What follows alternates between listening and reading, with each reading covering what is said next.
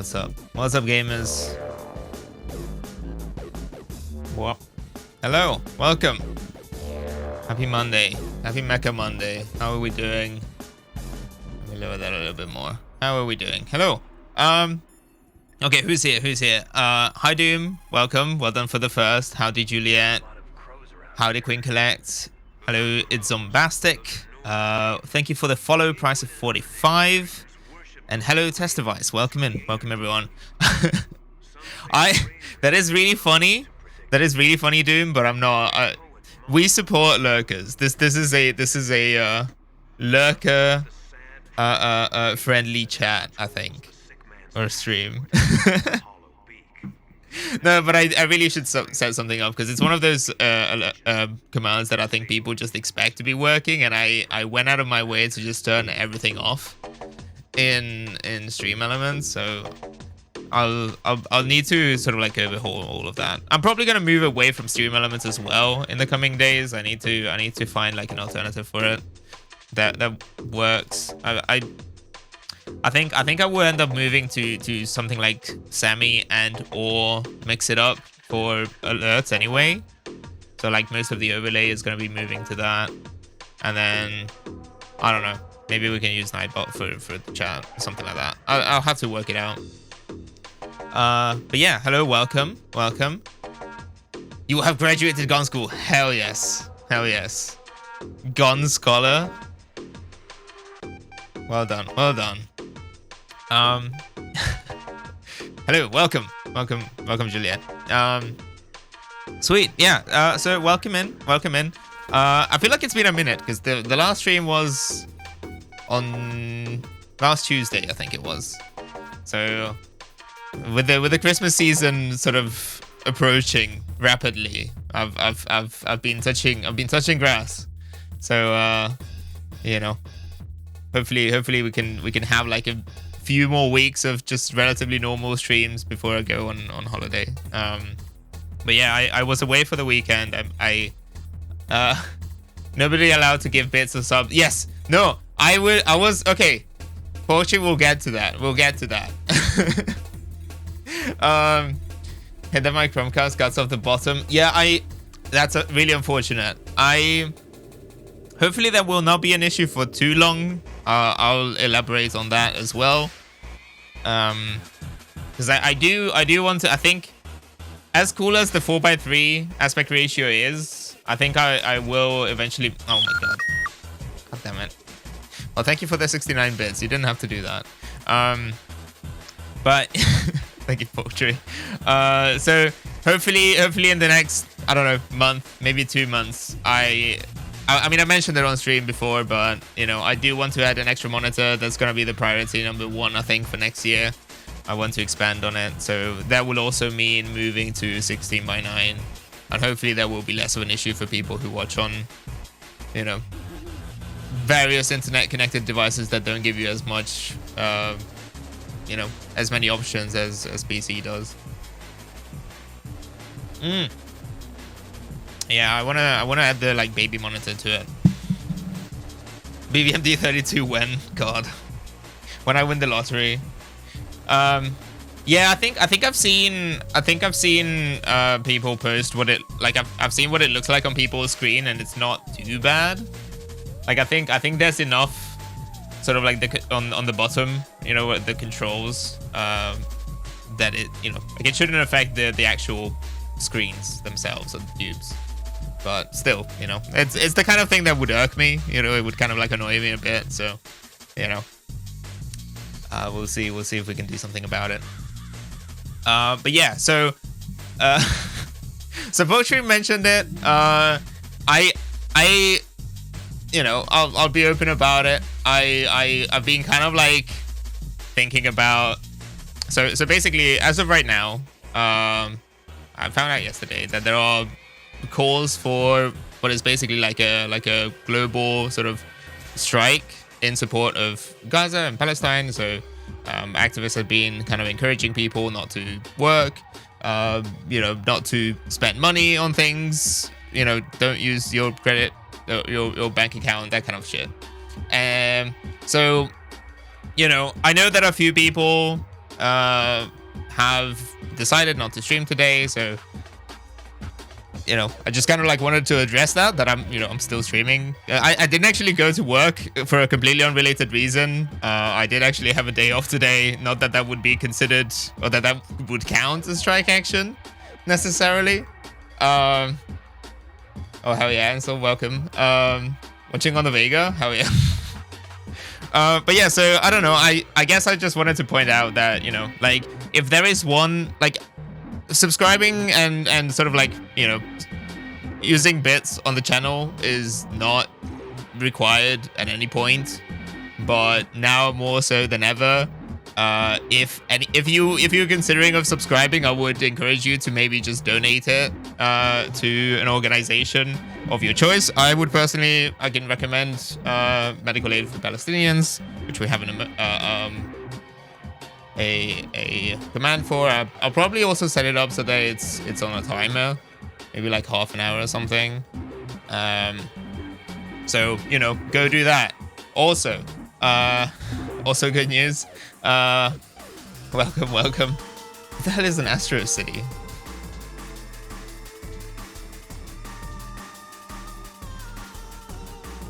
Hold on a second. Oh, like the arcade cabinet? Hell yeah. Yeah. Okay. Nice. Causal strike outside of the cause from actual union is like not helpful. I agree. And that's also what I was kind of map doesn't take bits, unfortunately, no. I agree 100% with that test device, and that's one of the reasons that why I wanted to sort of like bring it up, because I appreciate the sentiment, and I think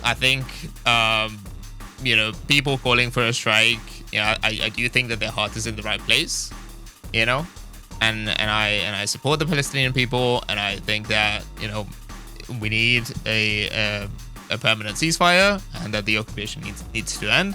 But at the same time, finding out the day or deciding the day before and posting about it on social media to say, oh, we're gonna shut down everything tomorrow, or like within like a couple of days, like that's not how you do it necessarily. Like you look at the planning that goes into a major strike. Like the I mean, I don't know, like look back a couple of weeks ago, the UAW signed new contracts and they synced it up so that the contract would end on, what was it, the 30th of April 2028 or something like that, so they would coincide with May Day, and so that they could all go on strike together if needed, right? So like that's the kind of like planning that it takes. Like if you in most countries where solidarity strikes are not legal, if you want to organize towards something like a global or like a general strike, you have to plan shit so far ahead, and there needs to be so much work, like actual union groundwork put in. So not to like shit on it or anything. Like this is not a dig at anyone, who's doing their best not to, or to kind of like show solidarity. But I'm kind of a bit skeptical about the efficacy of it, if that makes sense. Also, I mean, when it comes to streaming, like I don't know, I don't think of this as my job. So what was that for? Thank you, Lulu. I am that guy with the CRT screens. Hello, welcome. But yeah. So donate to map in my name, Martin Bleen. That's thank you. I really appreciate that. I mean, I'm not affiliated with them or anything. I don't think there's anything particular about that link in particular. I got it. I think I got it from the Trash Future guys had that particular link. I think the bit at the end, just basically determines what page they take you to. So they have different campaigns going on at any given point. I think that one just takes you to like the medical emergency one. But you know, yeah, I don't know. Like that's basically all I had to say on the topic. You know, I guess the only other thing is that like if in your local area there's some kind of a picket going on, or if there's a march, any kind of protest or anything, any sort of action where you can show solidarity, I would encourage you to go anyway. You know, if it's happening right now, feel free to leave. The VOD will be here when you get back, so you know, no pressure whatsoever. So, but yeah. Anyway, I just kind of like wanted to maybe just kind of like address that. What else? Yeah, I don't know. I guess just basically hope you've all had a good week. We haven't spoken in a while. I was away for the weekend. Had a chance to visit a couple of friends. So we had lots of great food, hung out, did lots of like nerdy shit. Highly suggest to people consider donating to Bail Fund. That too. Yeah. I haven't seen. I mean, that's always like a good thing to do in general. Thankfully, I haven't seen that much police brutality. I don't know. Maybe it just hasn't been reported on that much in the States. Certainly here in the UK, I think it's been fairly chill. I think the kind of protests that I've seen, you know, firsthand have been like very chill. You know, lots of families, lots of like people from like every background. So, you know,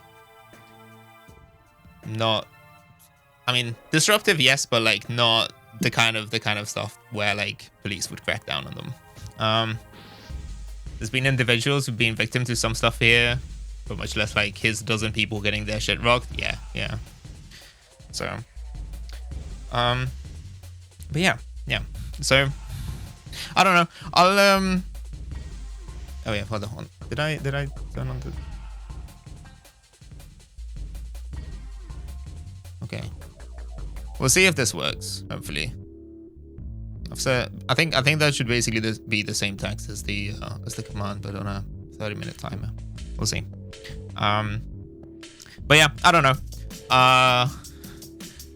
I'll talk about it as it sort of like comes to mind and stuff. But yeah, I'll kind of like give you a rundown, I guess, of my weekend if you're interested.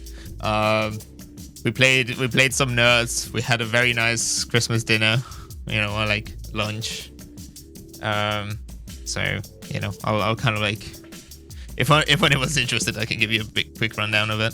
But yeah, otherwise, we are here, and I guess this is a perfect opportunity to bring up the hand cam to do more Plamo. I am continuing to kind of like chip away at my backlog.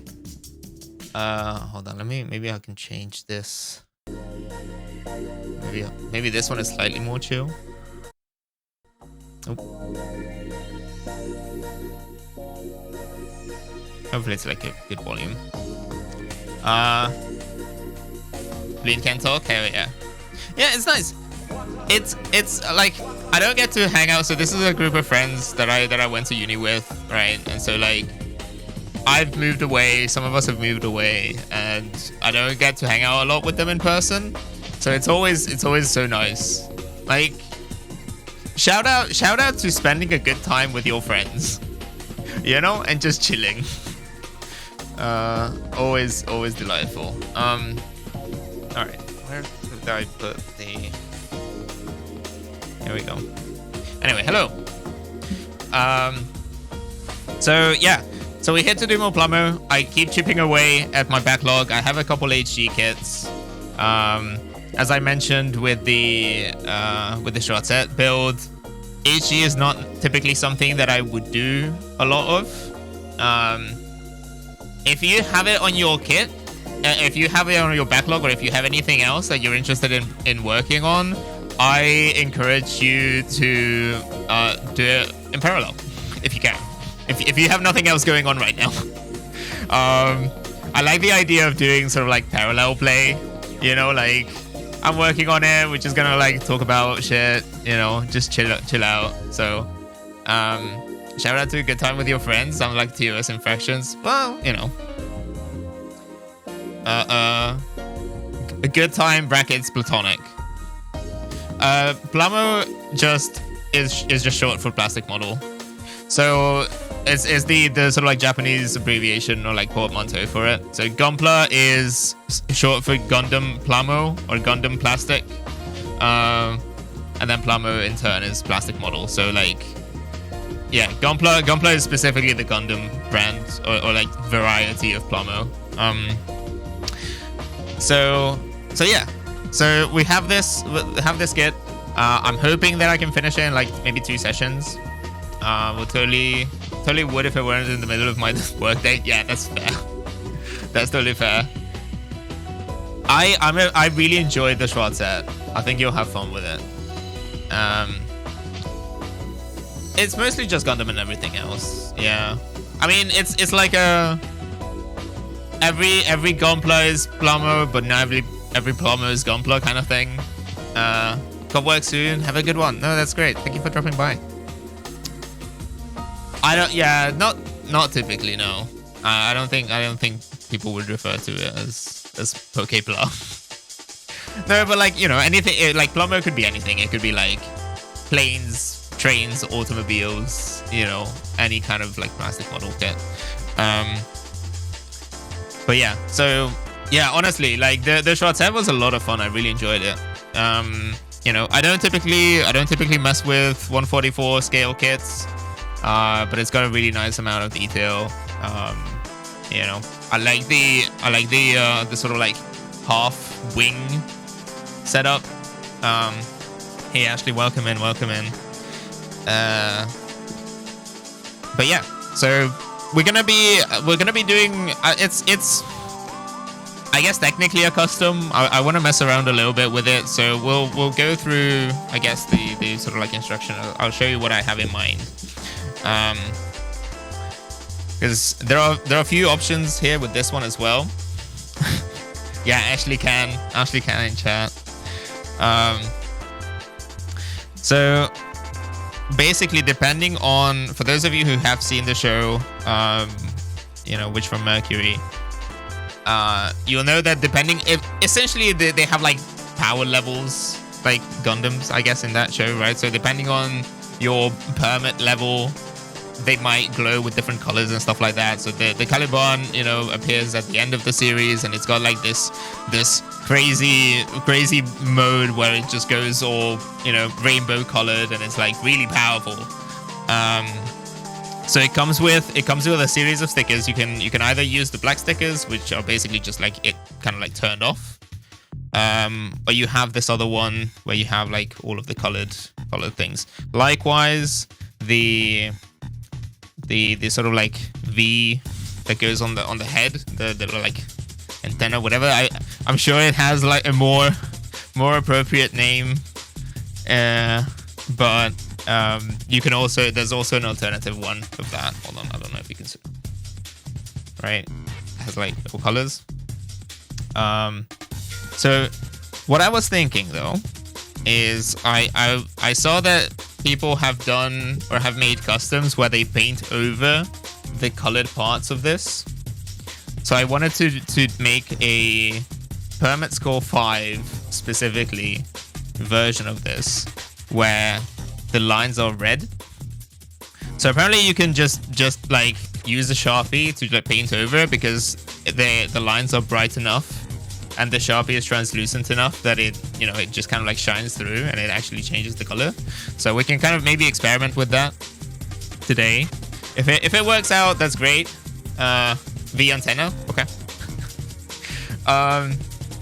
Yeah, I know they say it in the show as well, but I don't remember what it was. But it has like a technical term, V fin, okay. But yeah, so that's what I kind of had in mind. I think that might be a cool idea. And then, you know, for anything that any option that we're given, we'll probably just go with, you know, just either the dark, sort of like black V-fin. I think, I don't know where it is. So like the standard is translucent and it's got like this gray color, right? So yeah, I don't know. We're gonna Sharpie here. We can like actually test it. So for example, we could maybe just like,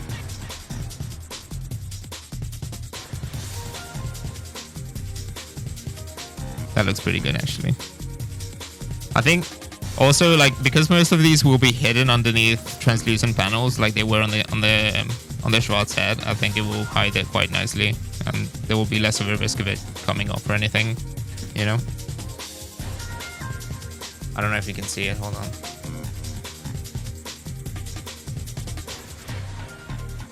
Yeah, that's pretty good. So I'll probably do that for everything, as we put the stickers on. Another upgrade. I picked up a glass file. I've been kind of curious to see how they work. I've seen good reviews, I guess, or like people recommending them. So like if you're not going to paint it, so this is like which one is this? Hold on.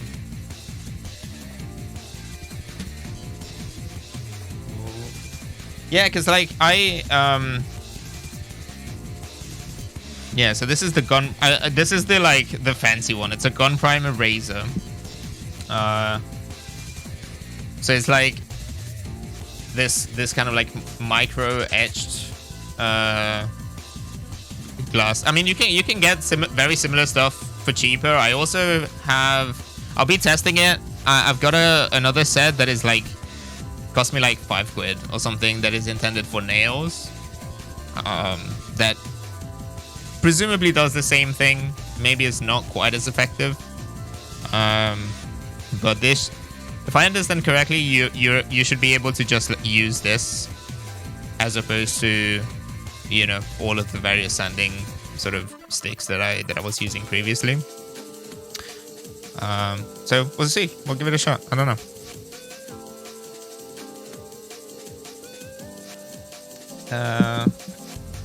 Yeah. Otherwise, I think it's gonna be like a fairly standard build. I noticed that it comes with a little stand. I'm not sure if this will be enough on its own. I think it's compatible with that like Action Stand 5 or whatever, the other one that I have. So it might be possible for me to just build this and then just add bits to it if I need it to be higher up the ground. So you know, we can add that too. And yeah, I don't know. I think I might as well get started. Let's see. Yeah, so we'll have things like this where I think you have either, you know, you can use one or the other. If at any point things are out of focus or if the audio is bad or whatever, as always, please let me know. Okay, so we're starting with the head. Let's see. We got a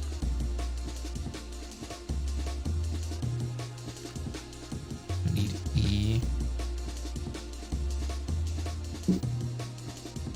I guess we'll pretty much, well, most of them actually, I think. Let's see.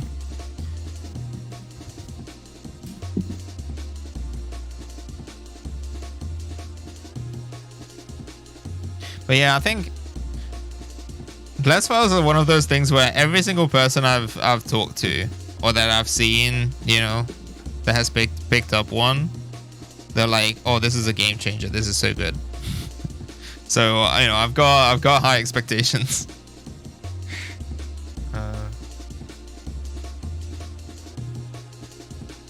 We'll see. We'll see.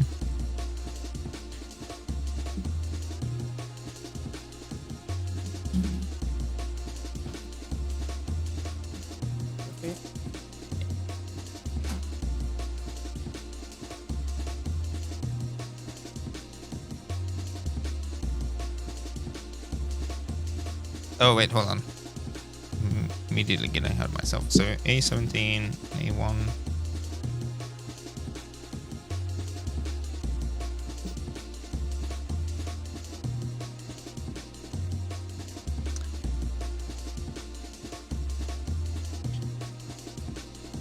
But yeah, so bottom line is I've come back. My social batteries are kind of depleted, but at the same time it's nice. It's nice to cutting mat looks like CRT alignment grid, but it's not lined up perfectly, which is okay.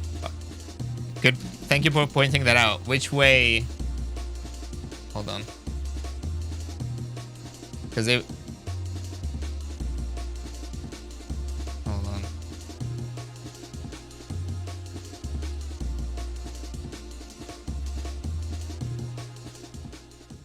How's that? Is that better? I think I might be able to align the top. That will be a little bit more visible. I'm not 100% sure. I can guarantee that everything will be aligned. Joking, but I appreciate the adjustment. Look, again, it's the kind of stuff that would annoy me as well. So, like, feel free to nitpick. Yeah, any comment, any criticism, feel free to just put it in chat. Because I try to set high standards for this kind of shit, and like, you know, otherwise I'll look back on it like after the fact and I'll be like, oh damn it, I missed this or I missed that. I'm like, that wasn't great, you know. It's like too late. Okay, so we have A1.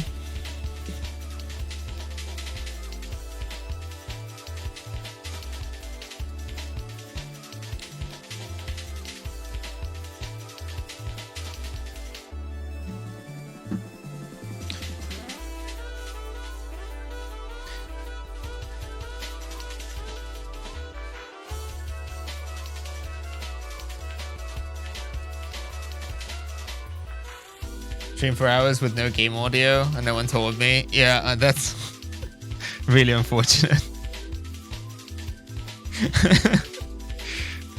Which, yeah, like, it's a shame. It's a shame because, like,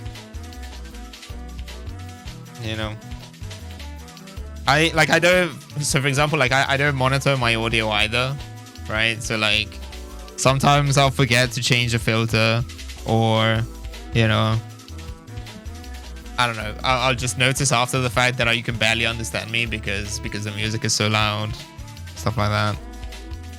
So like, don't be shy. Don't be shy to point that out.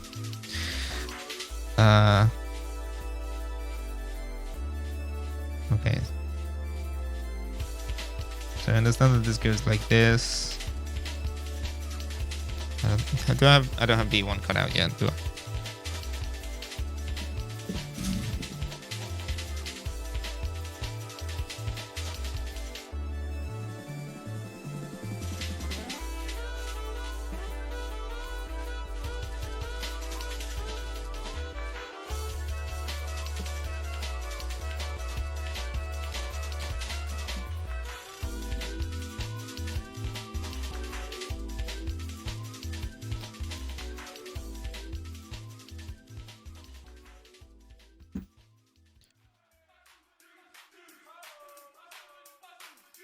It's always so always so hard for me to read. The hell?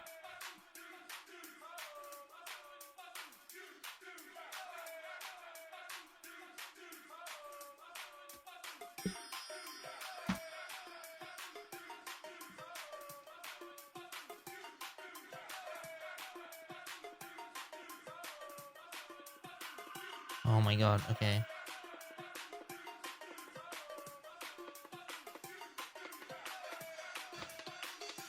I'm having a really hard time with this one. Hold on. So this goes...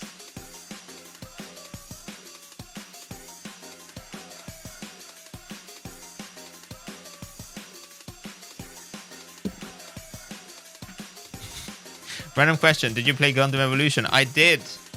I'm not a huge fan of like hero shooters in general, like, or like FPS, like multiplayer FPS in general. But but I did play it briefly. I thought it was okay. It was fine. It was a serviceable little game. It's kind of a shame that Bamco didn't give it the support that it needed. Like, I think they had this expectation that it would turn into like an esport, but then ultimately didn't really give people the tools, or like they didn't really contribute to it actually becoming one. And like that's the kind of stuff that you just can't expect to just magically happen. All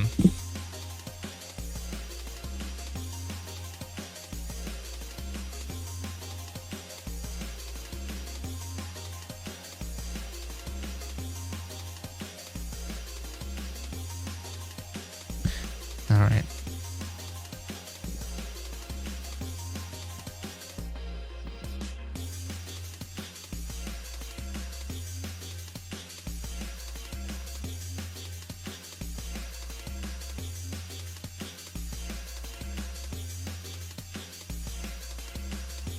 Oh, like that. Oh, that's really... that's a lot. Hold on. I don't even know if you'll be able to see that. That's a whole lot of... Oh,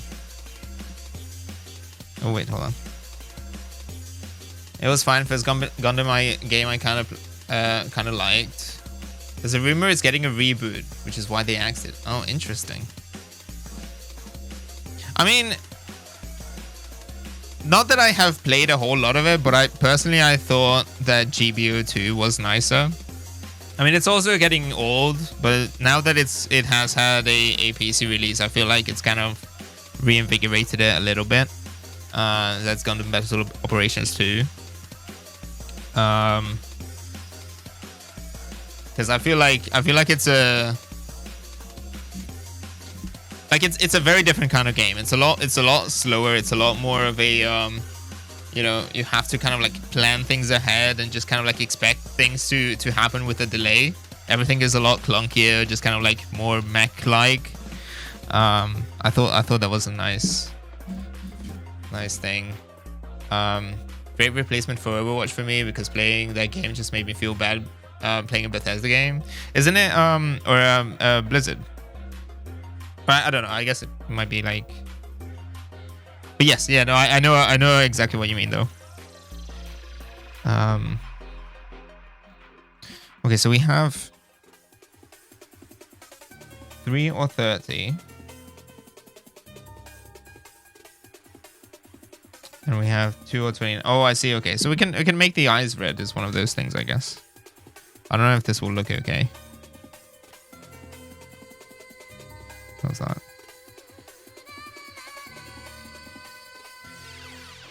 And then 4 is supposed to be... 4 is green no matter what. I don't know. We're gonna make it. We're gonna make it. Basically, anything that is kind of lit up. Oh no, I think that might not work. Okay, maybe that one we're keeping as green. Yeah. No worries.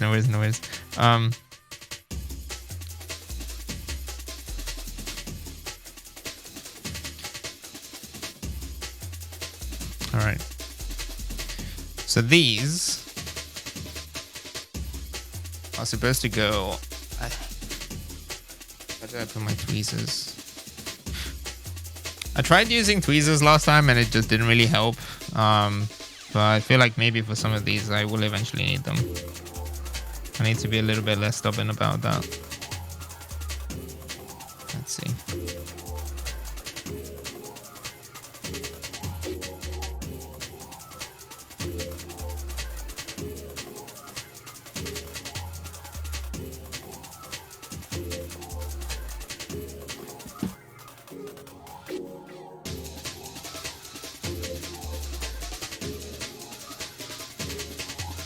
But yeah, I don't know. It's just like there was so much sort of like random quality of life stuff that I thought was missing from Jivo.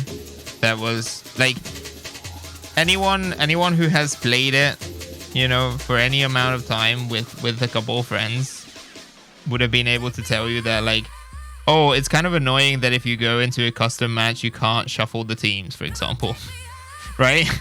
Or like, I don't know. It's just like, it was just like baffling to me that basic things were just kind of missing from it, and it was just kind of irritating to use. Like if you're in a lobby, there's a button with like there used to be like a button with like some like arrows. I don't remember which way, but it kind of like a rotate, you know, like circular sort of like arrow thing.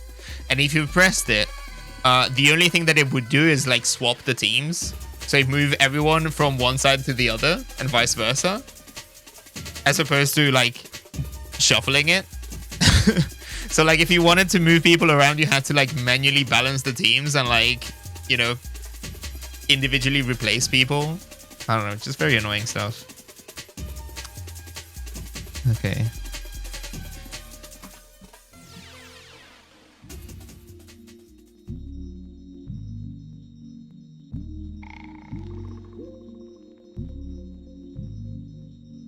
And then I think being compared to Overwatch kind of pointed out how was lacking. Yeah. It's a shame. It's a shame.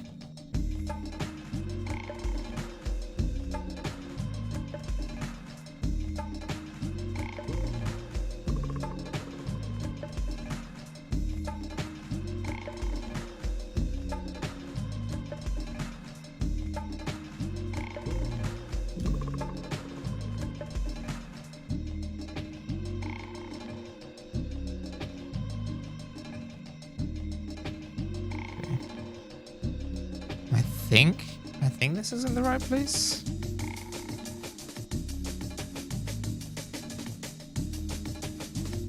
They're going to be like barely visible.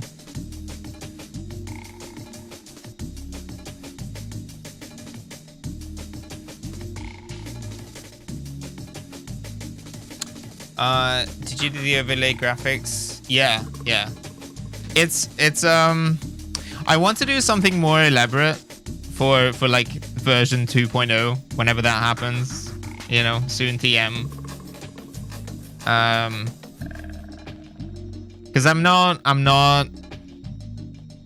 really an artist or anything like that, so it's like very much one of those like graphic design is my passion kind of things, where I basically threw something together that I thought would kind of look okay, but at the same time I was able to do it with my limited sort of, you know, skills. So it's all very simple shapes, you know, and stuff like that. Mostly just kind of like horizontal, vertical lines of varying thicknesses and stuff. It's all just done in like GIMP. But I want to experiment. I think maybe if I move to Sammy, if I'm able to add some more automation to OBS, I'm hoping that I can add something to kind of add transitions and things like that. Because as of right now, I'm just using the sort of like full screen projection mode kind of thing.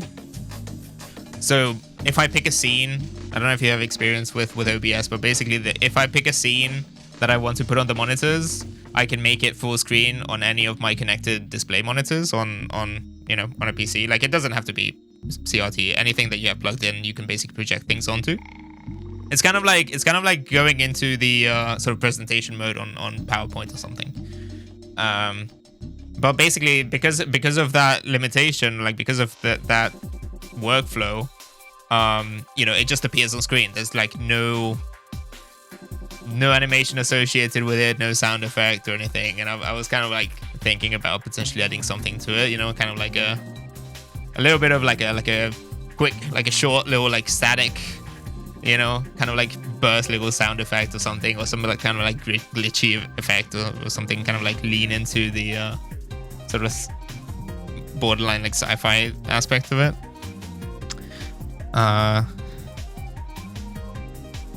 D1. Just to run a streaming studio? Okay. Cool. Yeah. So a lot of it is like, you know, misusing or just kind of like using basic things that are available in like OBS um, for ways that it was not intended to be used. Like, you know, like for example, right now, so for these streams, when I run the main monitor in the 16:9 mode, I basically have to run three separate instances of OBS because they have different canvas sizes. All right, so let's see how this works. Is it literally just...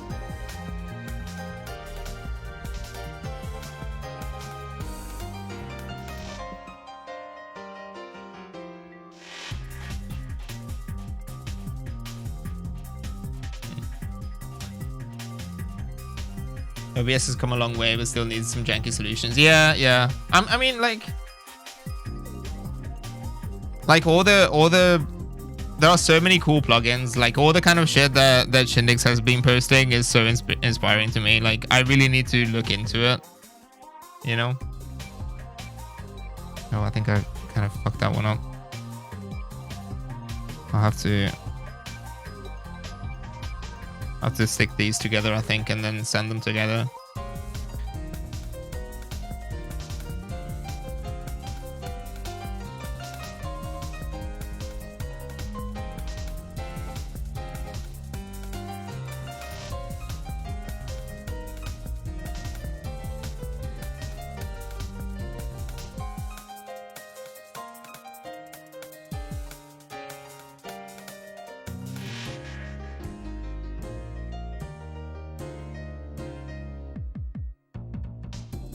Yeah, cut a little bit too close. I'm not sure how visible that will be in the end, but it's unfortunate.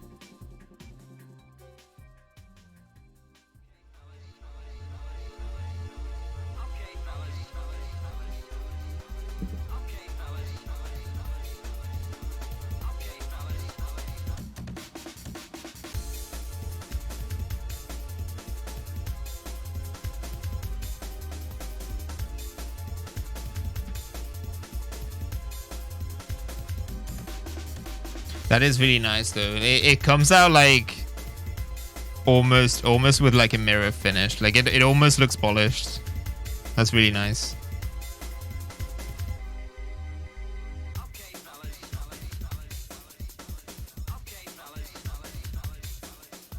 I'm not sure how much material you can remove with it at any given point. You might just have to, like, you know, cut closer to the piece to get rid of most of the knob.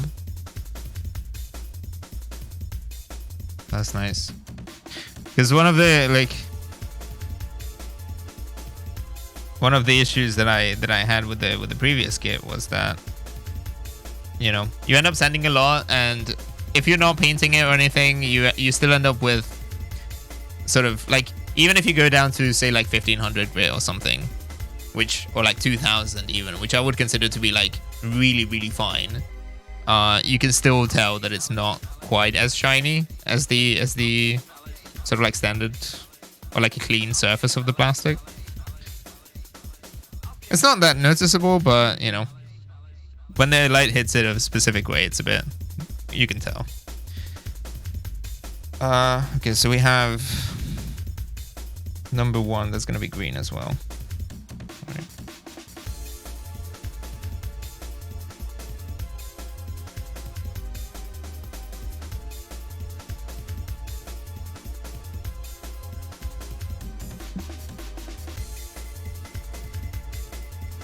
That is tiny. What the hell? Okay. Hold on.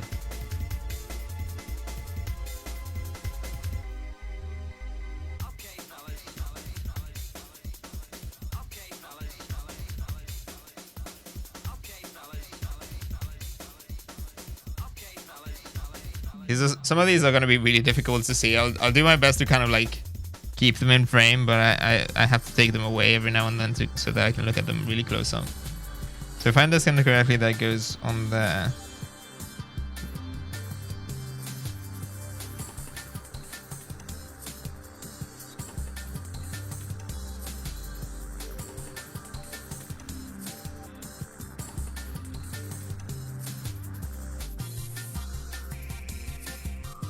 like that. I think that one is still aligned. Might have shifted around a little bit. And then the eyes are mostly okay. These are gonna be hidden behind the visor, I think, so that's okay. D119.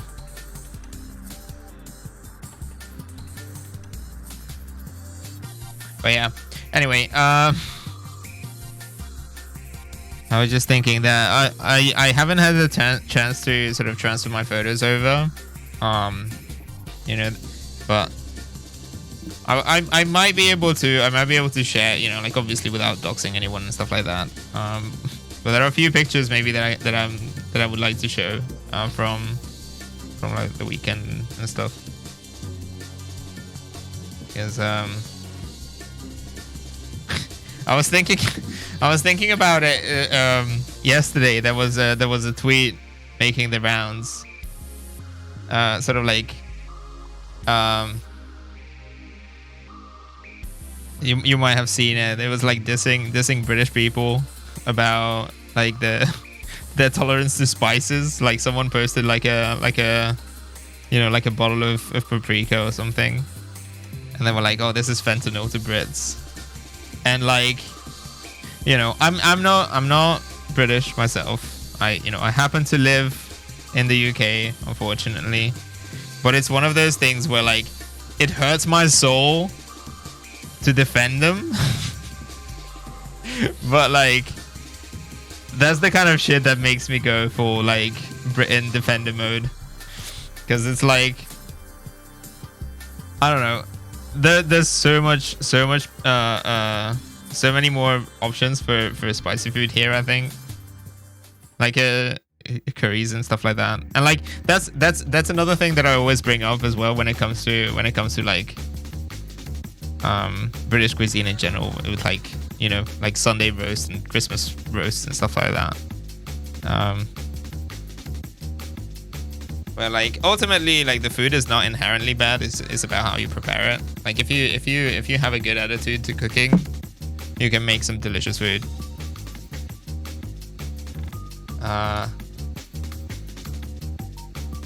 Yeah, well, exactly. That's the thing. So like, Indian food, or like curries in general, are like have become such a staple, and like, I don't know, I feel like, I mean, again, you know, result of a colonial past and whatnot, but like, I feel like British people are generally pretty good at sort of like accepting and sort of like sort of like adapting and like internalizing. I don't know if that's the correct word to use here.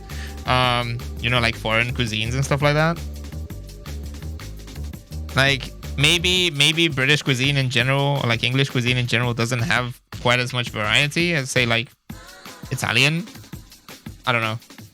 Maybe even that's like debatable, but it's definitely one of those things where like if you're out, you know, if you want to eat at a restaurant or something, I feel like you have way more options here than you would, you know, like. And what I mean by that is like, you know, if you go to Spain or if you go to Italy or something, like a lot of countries have very, very sort of unique, very rich cuisines. But it's much more difficult to find something that is not that, right? So like, I don't know, like I've lived in Spain, and it's like the kind of thing where like it's much easier to find like a Spanish bar, you know, like you can go somewhere to like have tapas and shit, but like if you want a good Japanese place, for example, like you might struggle a bit more. Or there will be like one of them in town, and then that's everyone's go-to, stuff like that. Okay, so that's E4. Because like, don't get me wrong, you know, there are plenty of things to criticize the UK for, but ultimately, like, it's not the beans on toast, you know.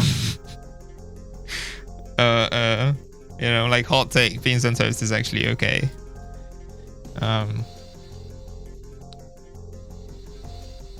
Let's see, D121.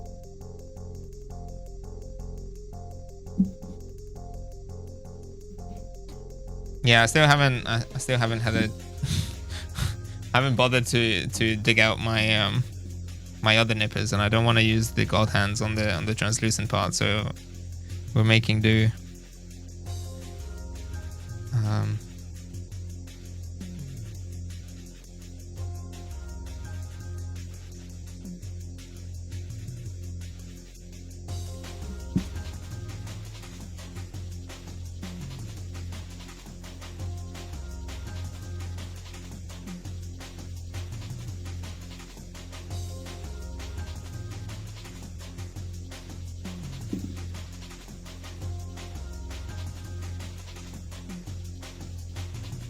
It's like one of those things where, like, you know, not to necessarily like put her on the spot or anything, but like friend of the show, Kaz, Doggo Plus here on Twitch, hangs out every now and then. She recently moved to the Pacific Northwest from the UK, and she was saying that, you know, like she went to I think it was like a Friendsgiving kind of thing, right? And she made roast potatoes, and like everyone was like fucking, you know, oh my god, these potatoes are amazing. How did you do it? You know, like what's the secret? And they're just like, and she was like, no, they're just like just roasted potatoes. It's just like potatoes that are not mashed, I guess. Yeah. So okay, I did see the extra mile with all the pasto thing. So the particular tweet that I'm referring to, I think, was a quote tweet of the All Del Paso thing, which, again, it is true. It is true that the Mexican food situation is very dire in Europe, in a lot of places in Europe. Like, obviously, you know, geographically it's further away, so you don't necessarily have that kind of, like, you have more options for Mexican food in the States, I guess, and it's a lot more authentic, right?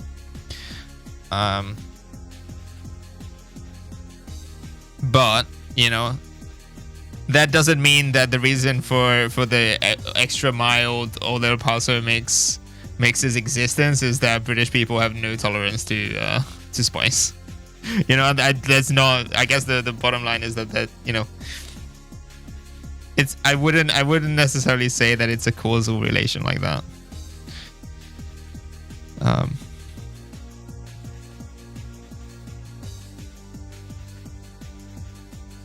right.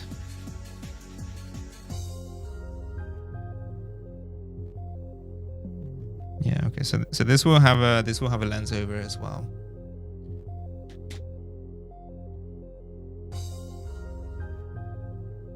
But yeah, bottom line is that this is one of those things that I end up bringing up every time, you know, every time we talk about British food in general, is that, you know, when it comes to cooking, to me the important thing, or like what determines whether or not food is good, to a very large extent is your attitude towards cooking and your attitude towards life in general, you know, by extension.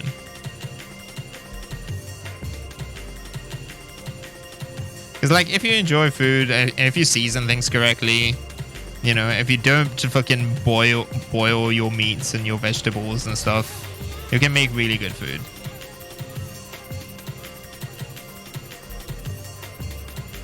And, like,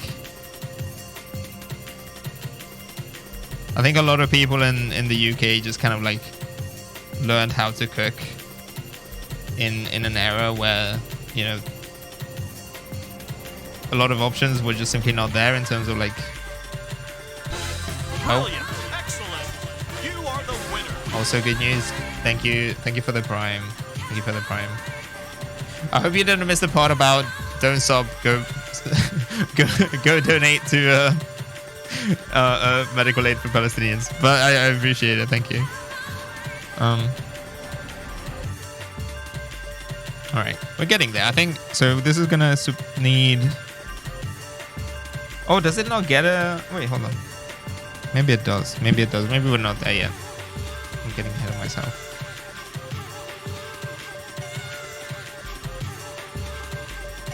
Maybe it doesn't get a visor. Maybe that's it.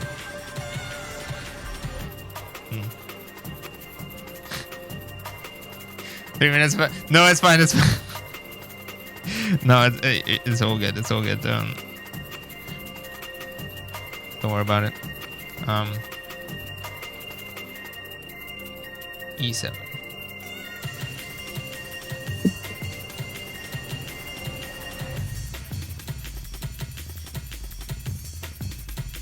No, but yeah, no, like I do agree that the ad situation on Twitch is crazy. I mean, it's less of a good deal now, but I do still recommend getting Turbo if that's an option, or at least, you know, like look into it, because I use it because like it also makes sense for me as a streamer, because, you know, it's got some benefits for affiliates. Like they increase your VOD retention time, but also I think because like even with the current pricing, you can basically get rid of ads on the entirety of Twitch for basically like the cost of 3 subs, something like that. Like they don't advertise it a lot because I feel like, you know, it's kind of counterproductive, or it's against everyone's, or like Twitch's interest, and like, you know, I guess streamers' interest as well, because like unless you care about the particular channel's emotes or something, like if all you want to do is get rid of ads, then you can just get Turbo and you're golden.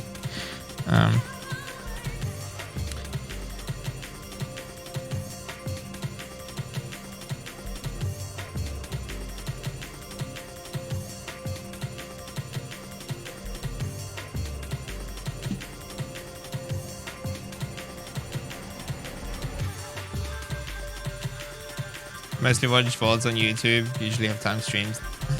Never usually have time for streams, but you got me with the CRTs. I appreciate it. I appreciate it.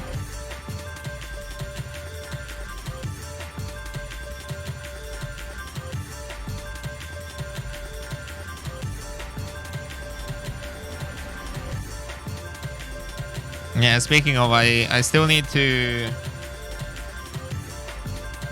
I think I uploaded. I haven't made them public, but I think I managed to upload the VODs from last week. I need to make, I think, at least 1 thumbnail. So that will be happening in the next couple of days.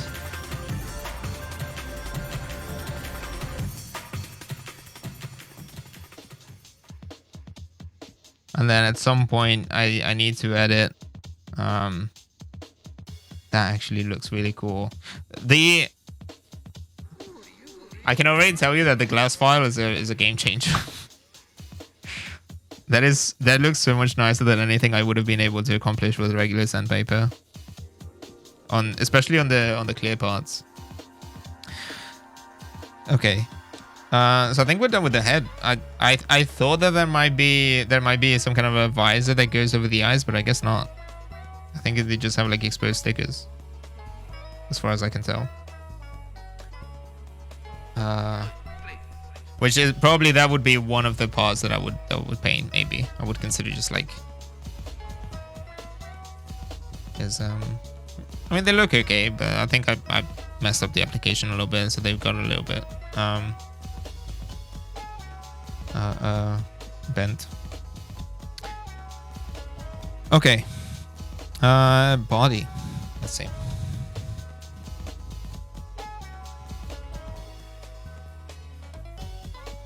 But yeah, I don't know. I think I may have been, maybe the ad break cut me off, but just to finish that thought on food, I guess, and cooking. that ultimately is like one of those things where if you enjoy food, if you enjoy cooking, and if you enjoy eating good food, it like you can make good food with pretty much any cuisine. You know, like it's not like British food is uniquely and like inherently ontologically sort of like bland, you know, or disgusting. Like there's a lot of good stuff in there. Like a good roast fucking rocks, you know. A lot of the ways of preparing like vegetables for a roast are much better than what I've seen anywhere else in Europe. Like I don't think I've had better parsnips anywhere else, you know. Like Brussels sprouts, despite what you might think, you know, they can be prepared really nicely. Like glazed carrots, stuff like that. Let's see. And like, you know, a lot of people do cook very poorly, and like that's a result of them just not being taught in general. Hatsukimi, good morning. We like British food. Yeah, like honestly, it's comfort food. A lot of it is like really nice. It's like, you know, kind of like hearty, sort of like roast stuff. I like pies. I don't know. And there's a lot of stuff where like I think Americans in particular, a lot of people like to dismiss it because they've never tried it. It's like the same kind of thing as like black pudding and whatnot. Like black pudding rocks just because it's made with, you know, blood. You might I don't know, like the description might give you the heebie-jeebies, but like you're eating flesh. Like it's not like that different, I don't think. You know, like you can't don't be like, oh, black pudding sounds disgusting because it's got blood in it, and then just go and have like a you know, rare steak. Like it's the same thing.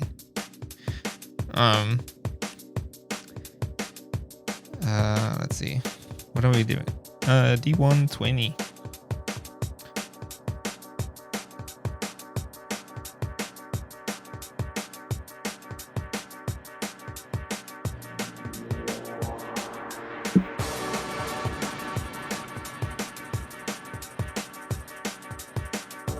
And again, and like, you know, I know I said it, you know, earlier, but this is the kind of stuff where like it pains me to have to defend the Brits on this, because there are so many things that you can criticize about Britain. It's a cursed land. You know, a lot of it is very dire. But you know, it's just kind of frustrating when people make fun of the things that are actually perfectly fine.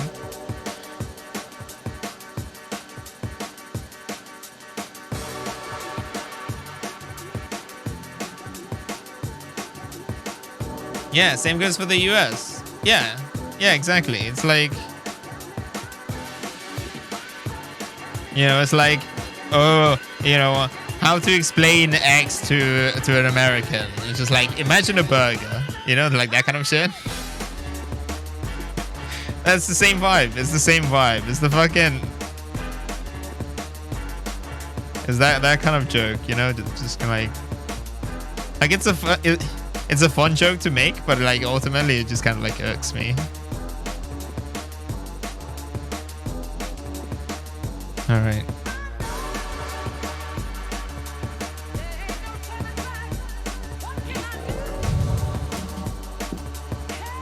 Yeah, there's a lot of normal food too. Full English is fucking great. Yeah. Like, we went to, we had, you know, people ordered different things, but I ordered we went out for brunch yesterday, and I had an incredible English breakfast. It's good shit. Let's see.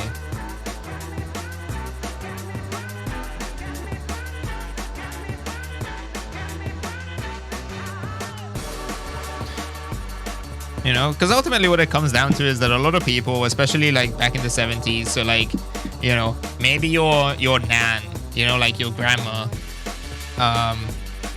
will have learned to cook very poorly because when she was a child, you know, there was rationing or something, or like in the post-war period, maybe they just didn't have access to a large variety of ingredients or something, right? And like, I don't know, maybe it was like a cultural thing as well, where like they just simply didn't think about it as much.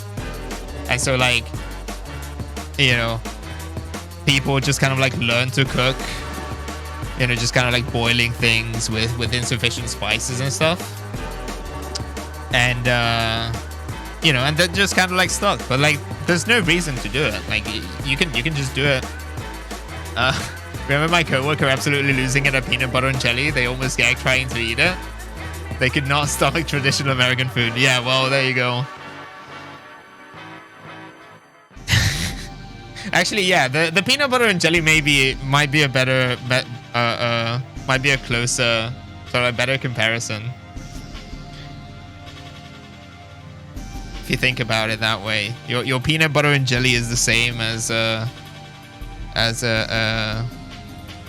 beans on toast for Brits.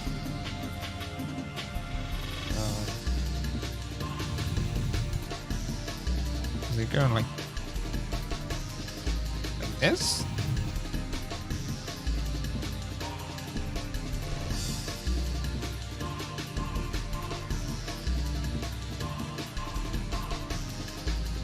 I think so.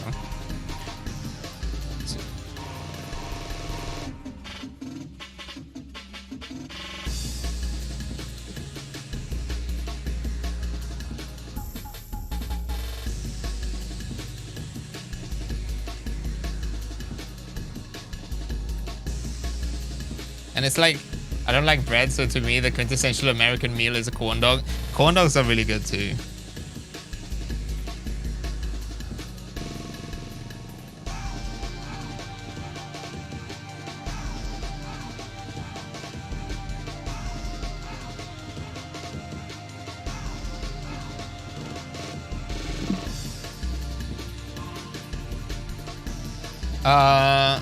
This is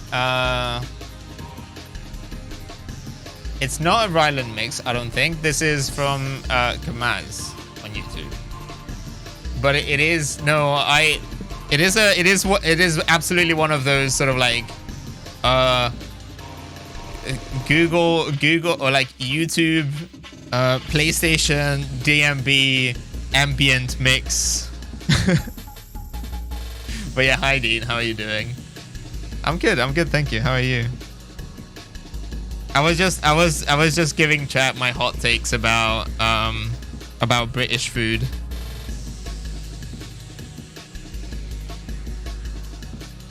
I was just saying that, you know, because I'm not British myself, so it pains me to defend the Brits on this one, but you know, it's not as bad as the Americans make it out to be. Sticky toffee pudding. Oh yeah.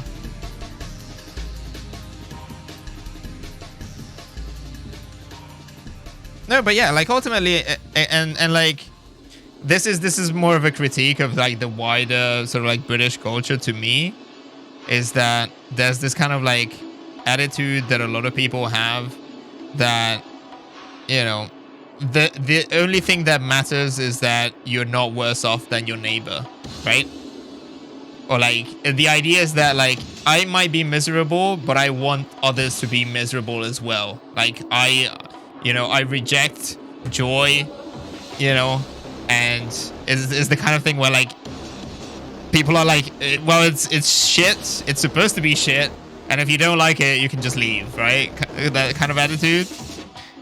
And like, I think that's the more damaging part, right? Well, like, given their imperial history, British cuisine could be more diverse and interesting, and fish and chips is fucking banging are two statements that can exist in harmony. That is true. Yes. That is true.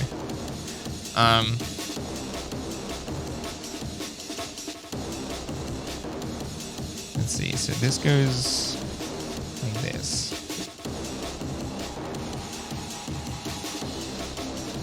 Oh, that's B5.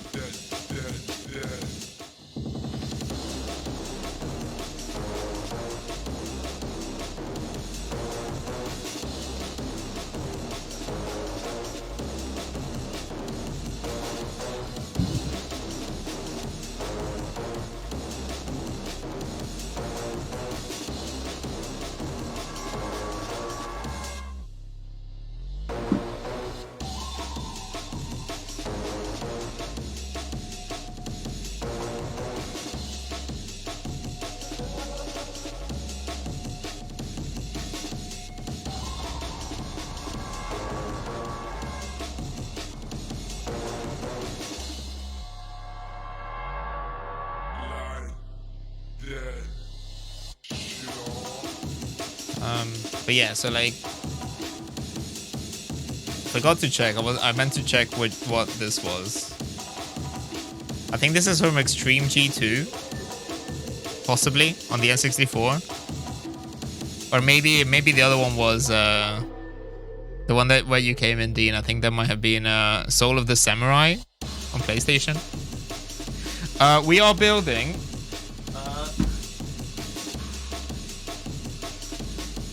We are building the Calibarn HG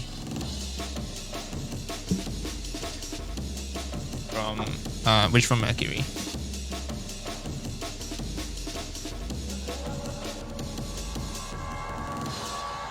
Yeah, it's cool. It's cool.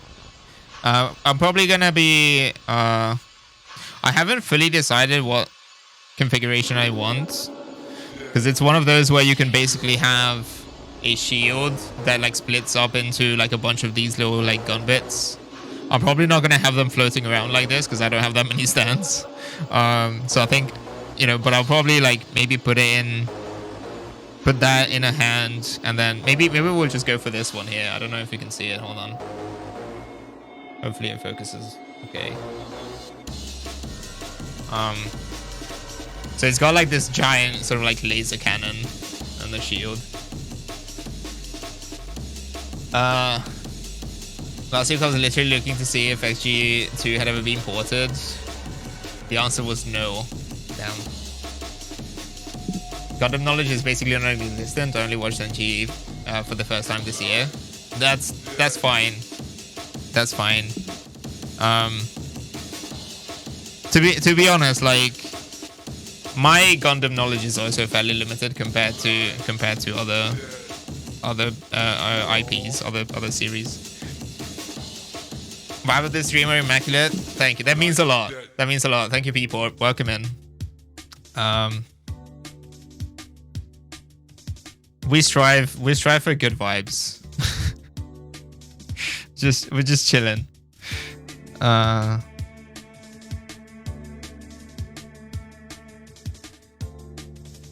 Tightly fit the parts as far as they will go. Okay. Thank you for the follow. Furkian. Is that how you pronounce it?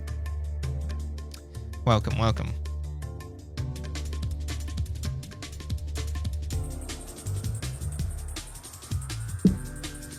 But yeah, I need to make it a thing where, like, you know, take it easy, just kind of like start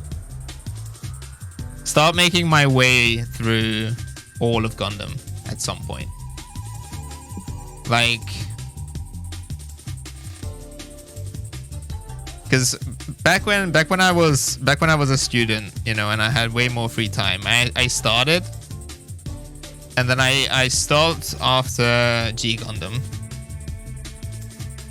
Right, so like I started sort of like by release order. There's so much Gundam. It's so much.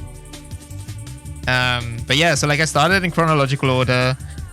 The only other show that I've seen was Witch from Mercury, because it was like, you know, recent. It's like accessible. It's kind of like unrelated to everything else. So I was like, you know what? Everyone's talking about it. I'll give it a shot, and like I really enjoyed it. It's very nice. Brilliant, excellent. Oh my god! Thank you for the Prime, Fekian. Welcome.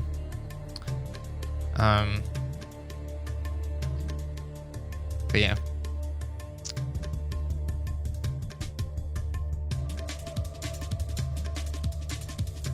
Yeah, quick reminder, if you have the means, consider donating to medical aid for Palestinians.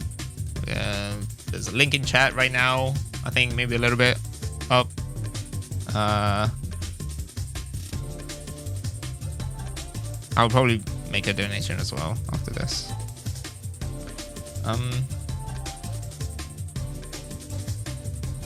But yeah, so like, so for example, like Macross, I was able to watch in its entirety. You know, I watched all of, say, like Pat Labor. You know, some other like mecha shows or like sagas are a lot more accessible in that sense.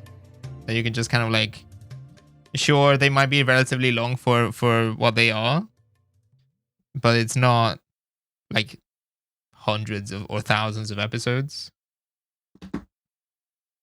You know, like I think the Bat Labor TV show was like 40 odd episodes or something. If you include basically both seasons plus the OVAs and everything.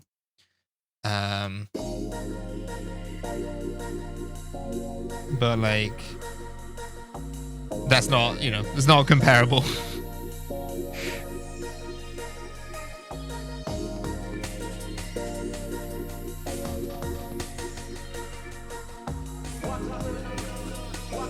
Or rather, I should say, if you include the OVA, the second OVA for Bat Labor. The first OVA is its own thing.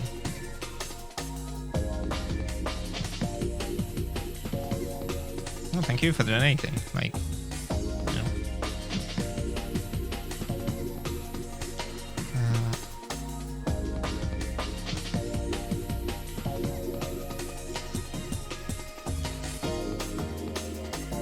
Easiest Gundam shows to start with, maybe is that 00 Seed or Build Fighters? I never saw. Was Seed one of those shows that aired on like Toonami or something, or Adult Swim or whatever? No, I guess it would have been Toonami, right, in the States, or was that Wing? Maybe it was Wing, or maybe both. I don't know. I don't think when I was growing up, I don't think they got a wide enough release sci-fi channel. Okay. Wing definitely did. Yeah. Yeah, because I feel like especially for 0079 and G were in Toonami. Okay. Oh, and Wing too. Yeah. Right. There's one of those things where like a lot of Americans seem to have seen at least Wing. Whereas like I don't remember it being such a big thing. I think most of the anime that I had access to or that aired on like mainstream TV when I was growing up was like shonen stuff. So there was a lot of like Dragon Ball, you know, like I don't even know, like Yu-Gi-Oh, Yu Yu Hakusho, you know, stuff like that. Or you would have like your basically the equivalent, but you know, bracket for quote unquote girls. So you would have like Sailor Moon, and that was basically it. Yeah. It's like DBZ and Sailor Moon, and then like, see again like Tenchi Muyo and Bigo, not so much. But yeah, like especially I guess in Spain, like you would have a like, I don't even know, like DBZ was massive. You would get like, you know, on a slightly different style or like different vibe, but you would have like Crayon Shin-chan, Doraemon was really big, even though I always fucking hated Doraemon. I think it's it's really grim. Let's see which one.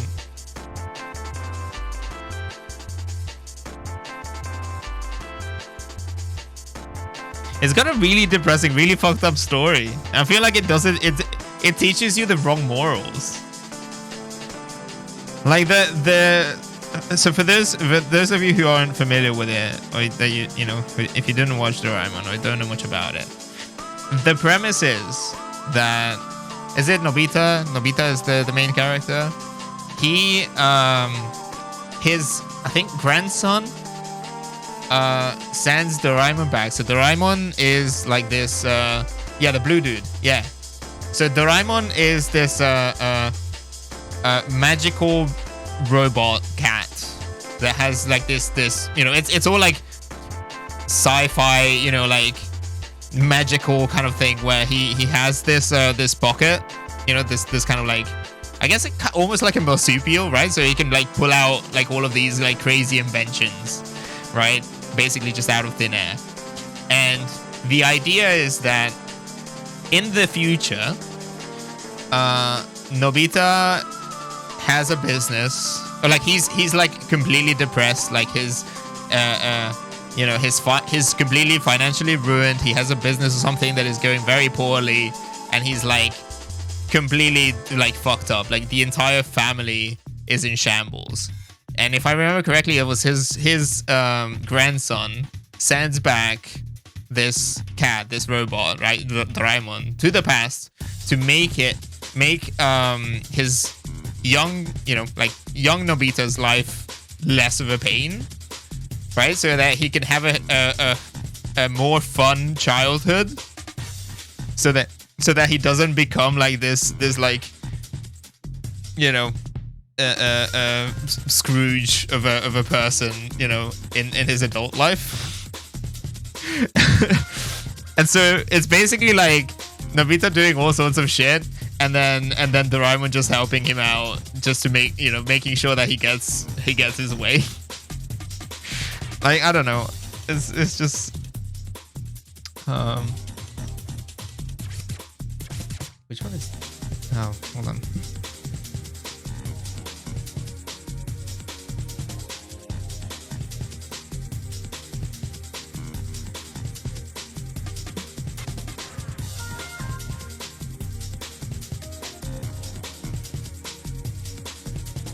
Yeah, it's Back to the Future but cat robot, and also, I don't know, just like very selfish, like I feel like it's not necessarily the right thing to learn, or like I feel like a lot of kids just would get the wrong would learn the wrong thing from it.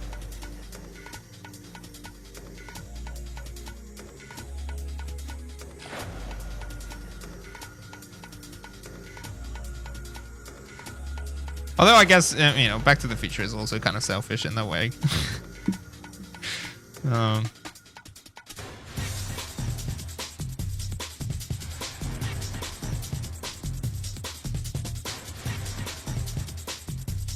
Is this in focus, by the way? Hopefully.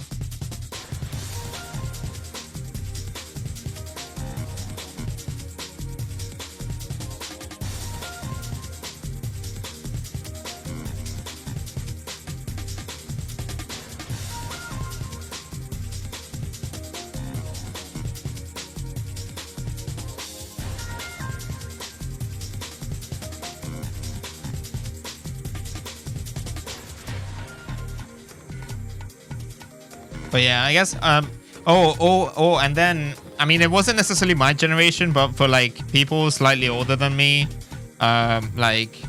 Mazinger was a massive thing. Like a lot of sort of like older, sort of like 70s mecha stuff, I think. More so than Gundam. Like there's a I need stickers for that. We've got, where's that? 7 or 8. Oh, I see. Okay, we're gonna paint this one.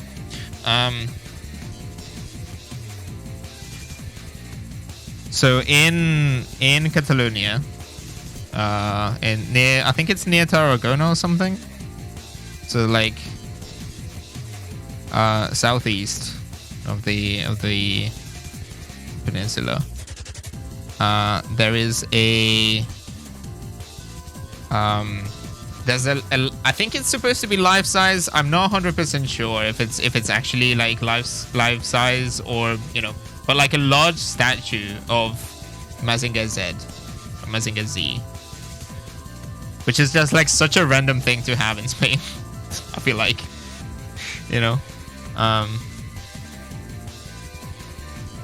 but like that's how big of a cultural impact some of these shows had. All right, let me see if I can understand how this goes. It's supposed to wrap around. But yeah, hey Sandwich, I'm welcome. Like you can look it up. I think it got vandalized at some point, but I think people do try to take care of it. So I think it was recently repainted. Same thing in France with Goldorak. It's really funny to me because I have no idea what Goldorak is, but I believe it. It's like it's weird that like whatever like a given TV show or like a TV channel might have been able to get the rights to just becomes like a massive thing because that's what's available, right? That's what people can watch. Oh, okay, I think.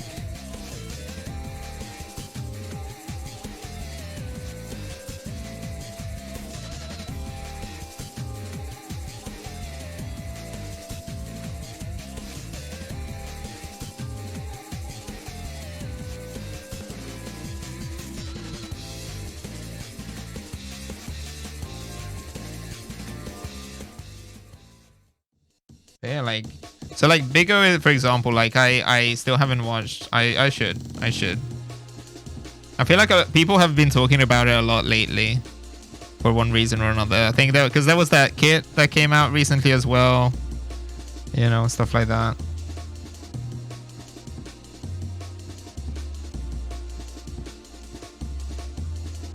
And I had never sort of considered to just sit down and like dedicate some time to it.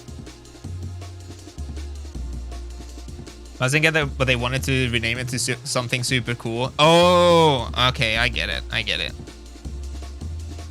Yeah, that was also a thing in Spain. So, for example, like Captain Tsubasa was one of the others. Oh, I can't believe I hadn't thought about that. Yeah, like Captain Tsubasa was renamed Oliver y Benji. So like Oliver and Benji. So it was, I mean, it was basically, it was the kind of like Ace Attorney style thing, you know, where it was like, oh, these delicious hamburgers, you know, like jelly donuts and like, was that Pokemon that had the jelly donuts? You know, that kind of shit. Gotta hop off a meeting, but follow them Blue Sky. Hell yeah. I don't have a Discord server as of right now. I don't know. I may consider it at some point in the future. I need to think about it. But yeah, no problem at all. Feel free to lurk, you know, or you know, I'll be here for a few more hours. So if you come back, you know, that's great. But no pressure. Recently got a Gundam Wing EW RG set. It was so fun to put together. I'm looking forward to the decals. Oh, I'm not looking forward to the... Yeah. The stickers on these HG kits have been, like, relatively painless. I mean, I'm making it much more difficult for myself by trying to paint them. I feel like I'm rubbing the Sharpie off.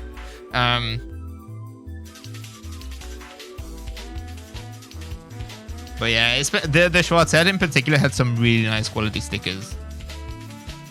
Like, I think the colors are really cool.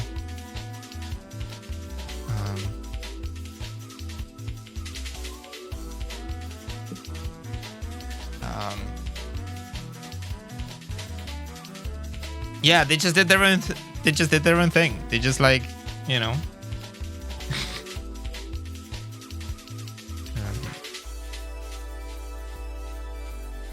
Oh, the problem is that like this is the kind of stuff where it, let's see, I don't even know if I can.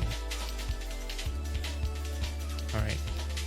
So this was like a cross. It's like a cross-shaped sticker, right? And so like you stick it on and it kind of like loops around. So the idea is that the edges are supposed to meet, but it's kind of takes a bit of finagling to make it so that there's no gap in between.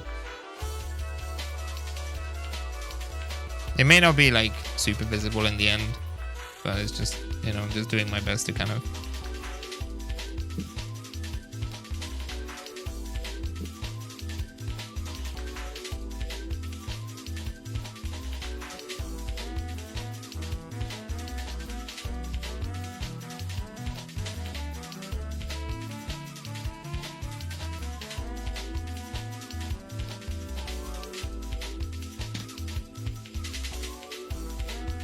All right. So this goes on first.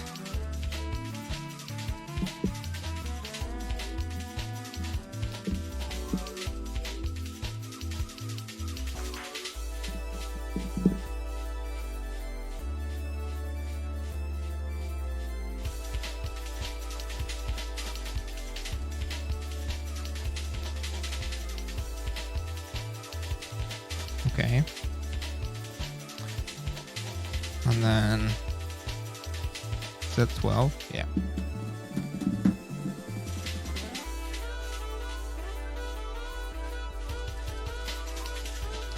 But yeah, I mean, you know, like I don't blame localizers for trying to come up with, or like,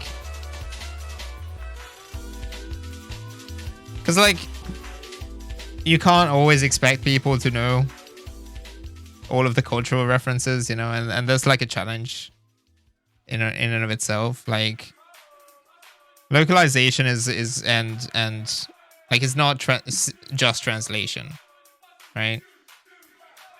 So like you have to adapt it to your audience, and if it's easier to just call it a jelly donut or, you know, whatever, instead of having to explain what an onigiri is, you know, it's just like you might as well just do it, because like maybe someone will look back on it and just like laugh at it or something, but like, you know, like the kids won't care.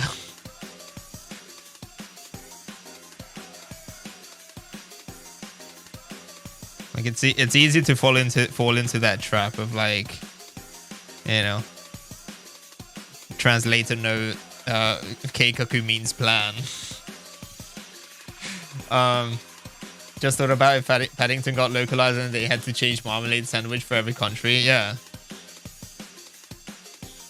American Paddington would eat PB&Js, as we've established.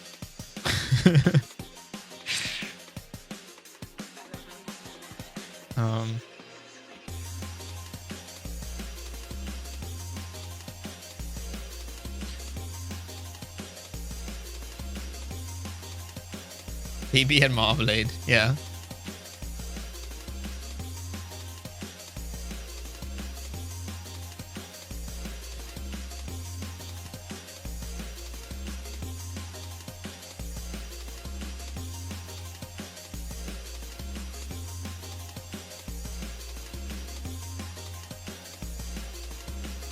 Okay. Oh, I see.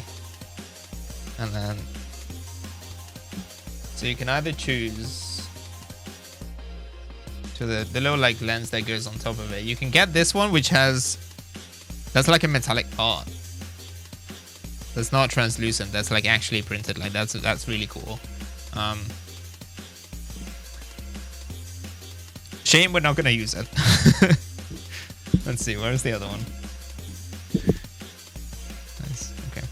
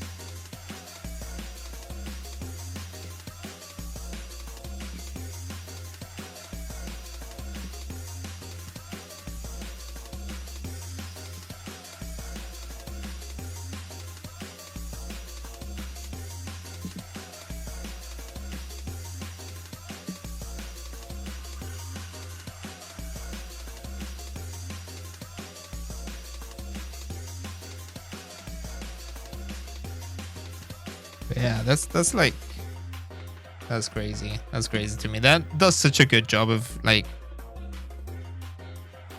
virtually no stress marks. Is the part where you stuck the sticker on have molding detail underneath?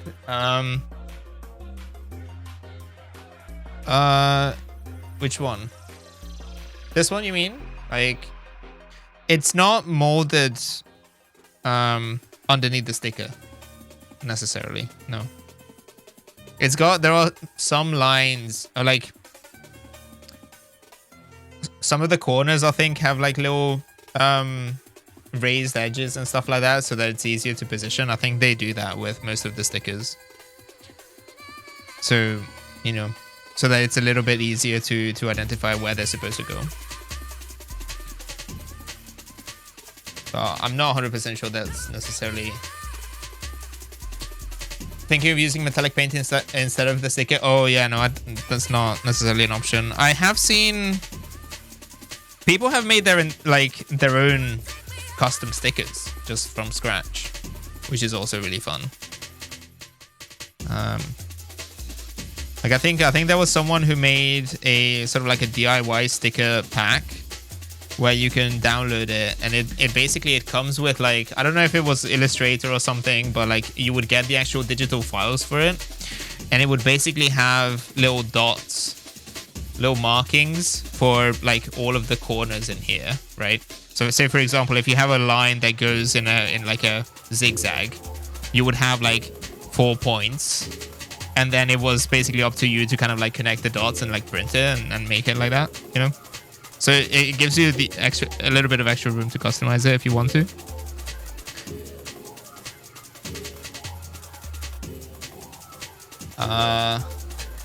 Think of using metallic paint, Free Thorn and Ore. I think maybe they do have, yeah, like it's possible that it varies from kit to kit. That particular bit didn't really have any reliefs. At least not like the lines, for example, weren't relief.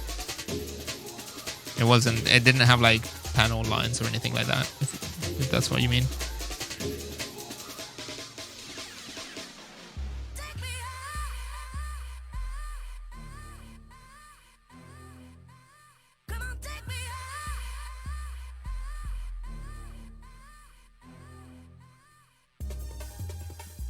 All right. Oh, that actually goes second. So we have the bottom. Is that 8? Yes.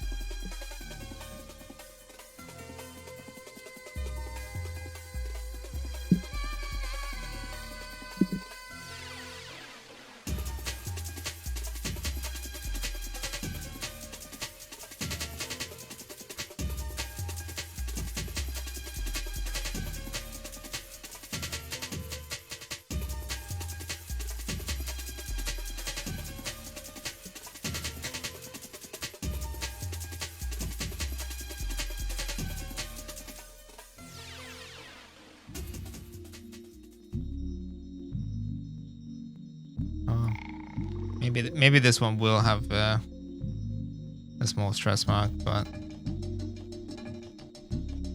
I have to say, I mean, this is not an ad for what is this, Gun Primer, I think is the brand. And I will experiment with the cheaper set that I have that was, you know, that I just got from like Amazon. The sort of like generic nail files, but like it's a game changer. It's a game changer. It's so much nicer to use than like standard sandpaper.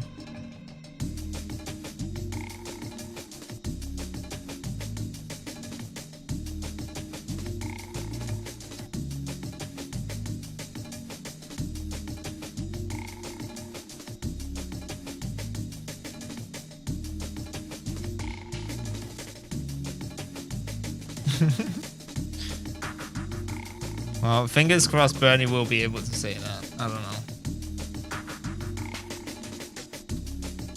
I really should have just removed them, I think. All the AI voices. I don't know what it is. Maybe I've just been... Hold on. Can I check real quick?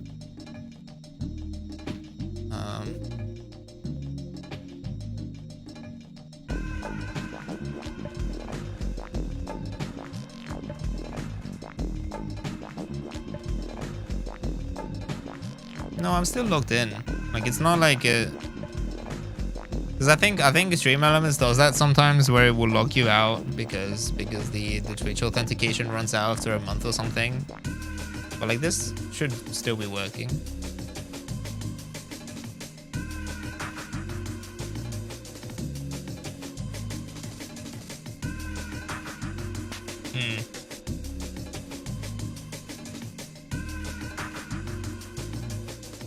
I don't know. We'll see. I'll look into it.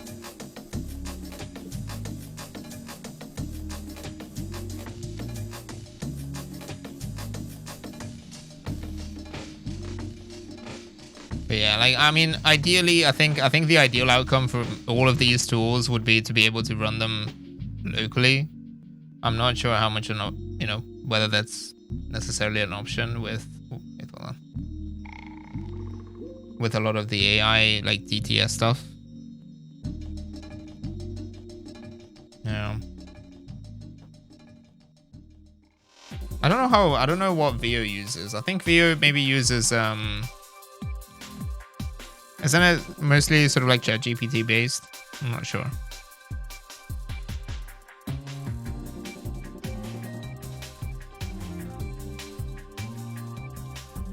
Because that shit is really funny. I probably wouldn't, you know, I wouldn't go into that much. Like, I don't need these voices to like talk back to me. But like, that could be fun. Yeah, Mike from AI.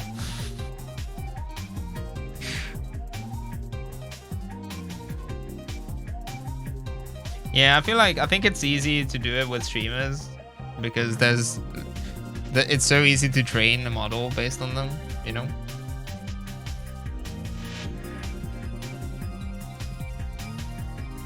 There's so much of like voice recording available.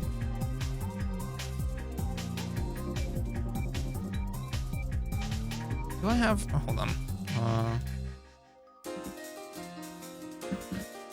I don't know why my Gundam pens are markers, but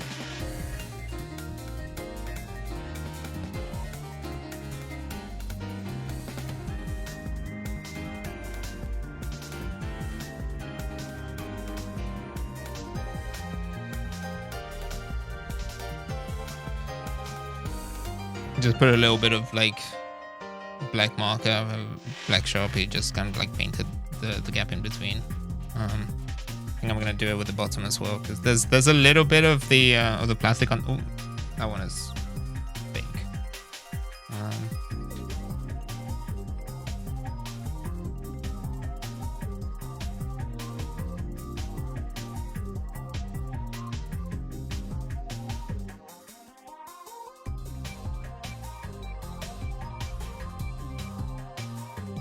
All right.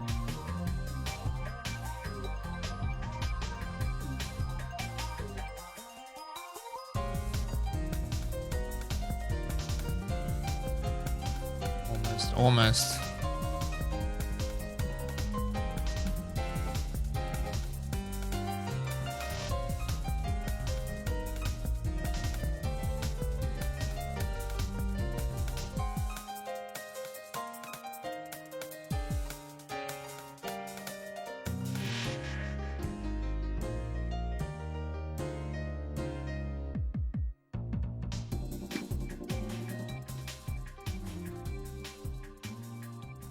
Yeah, okay. I'm happy with that.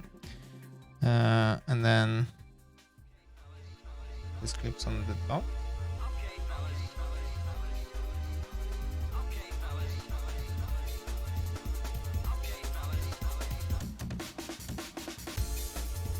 I hope I didn't send it down too much or something, because it's not really.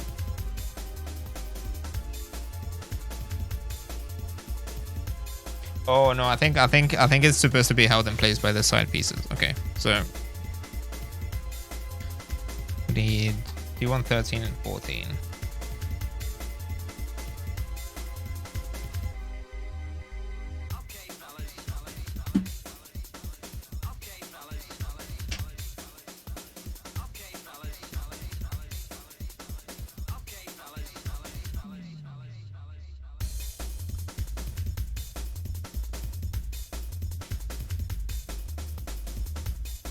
Oh wait, hold on. Actually, speaking of games, well,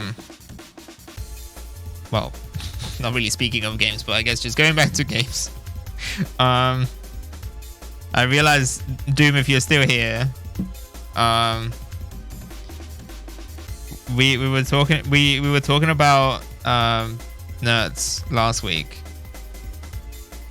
and Ashley mentioned that that might be very much your alley. Very much up your alley, because I'm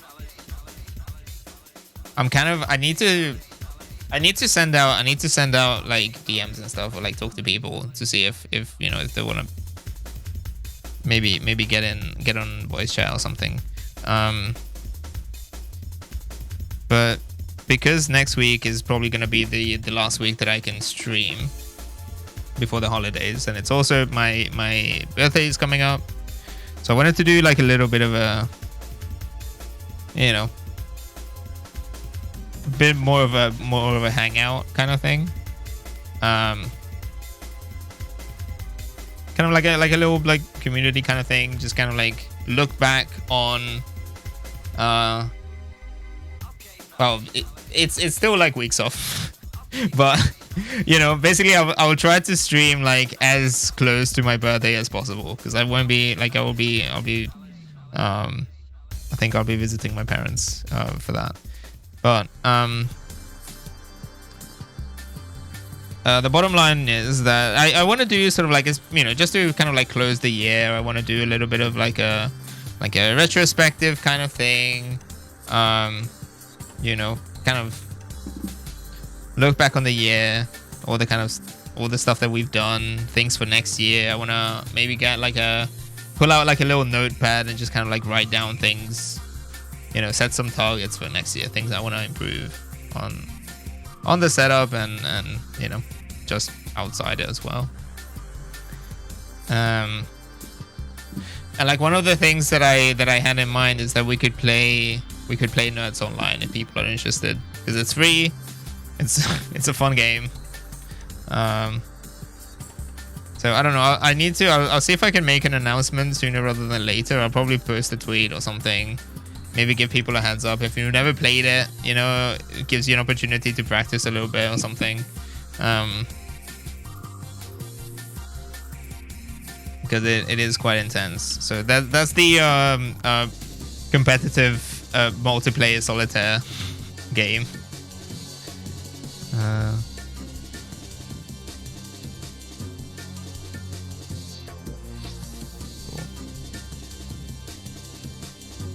Okay, so we have this one. No.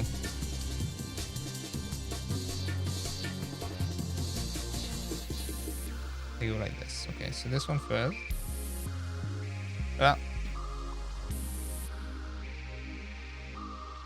Yeah, so as soon as I described it, I think so I showed the trailer. I kind of like described it to people, and Ashley immediately went, "Oh, we have to get Doom in on that, because that is absolutely her shit."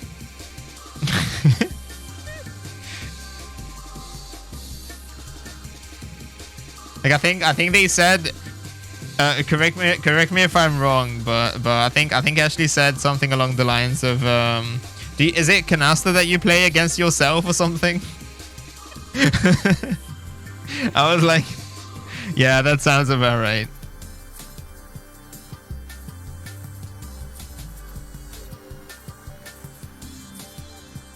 Yeah, that's incredible.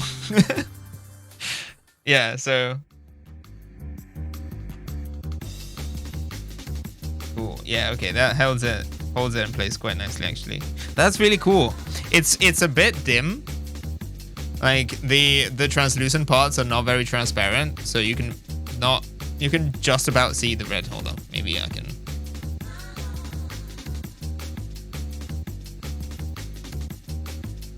I don't know. It's hard because it's very reflective, but you can see underneath. That looks really cool, I think.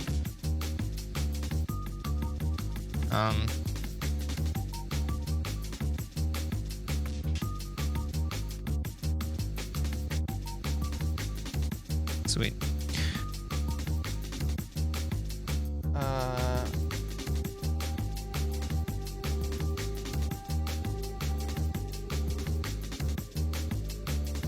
Yeah, please hold on to touching parts. Okay, cool. I guess there's nothing to prevent us from just like putting the head on already.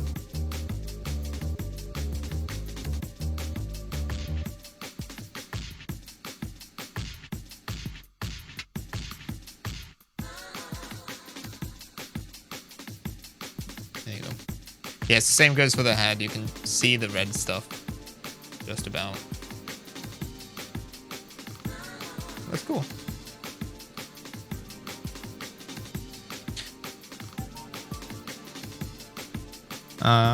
Okay. Arms next.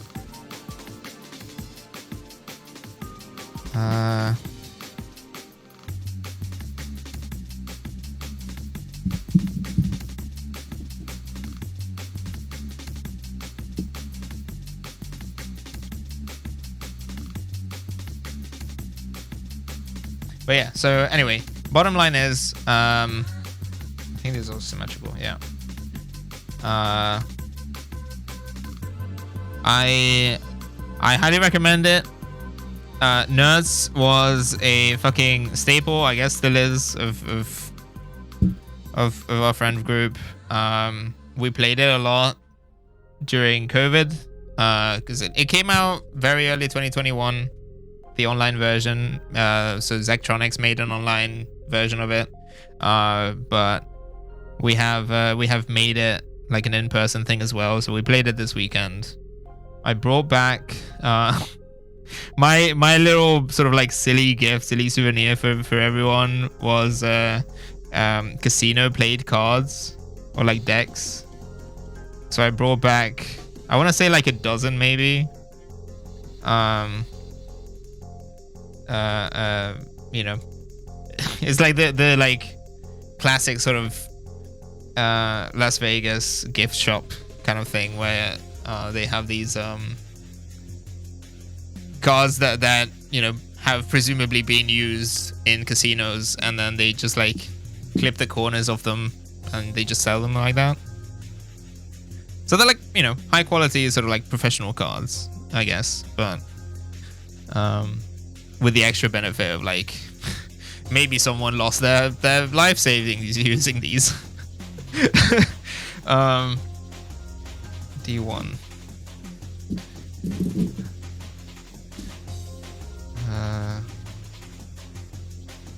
Got 8 and 7, and we got some stickers as well. Okay.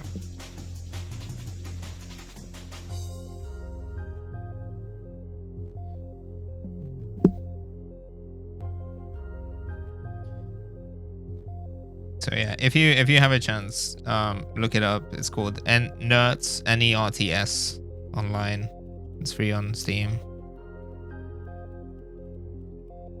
and it's just like the vibes are just impeccable. It's so good. It's so funny to me because it's like it is basically like the gameplay is basically solitaire, but it's like the most stressful thing.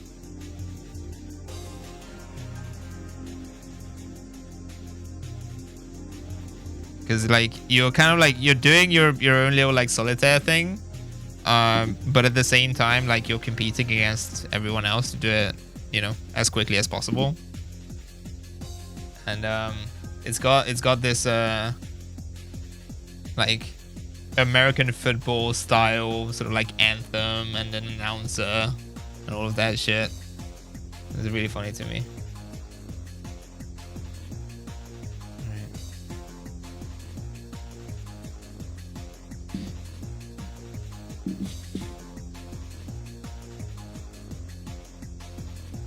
And then maybe if I can get it working, I don't know if I can do it in a secure way, you know, that wouldn't require sort of like disclosing either mine or someone else's like IP.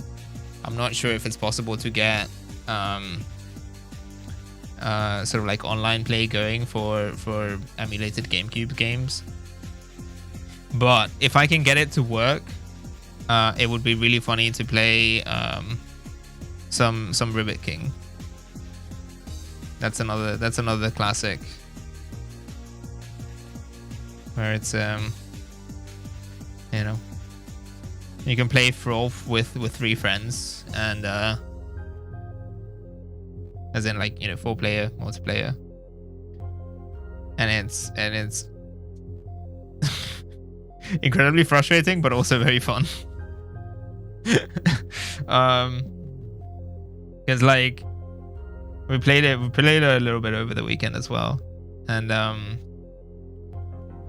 that's one of those games I won, I think, for the first time ever. Like I don't think I've ever had a game where we played with my friends. I don't think I've ever managed to win. Like this was the first time. And I said that like there's that sort of like scientific study where they make people play Monopoly, but one of the players gets 2 dice and the other one gets 1 die, and then the player that had the 2 dice just thinks that they did better because of their skill, and because there's like it's a study on like, I guess, entitlement and like sort of like greed, I guess, that can be extrapolated to like critiques of like meritocracy and whatnot. And and I was like, that's exactly how I feel. I like, this game required no skill, like 80% of it is skill, about like whether or not your frog decides to pick up a fly, or whether or not you bounce off of a wall at a particular angle or anything like that. It's all made up. But I feel like I did really well. I feel like I did it. It's really funny. I don't know.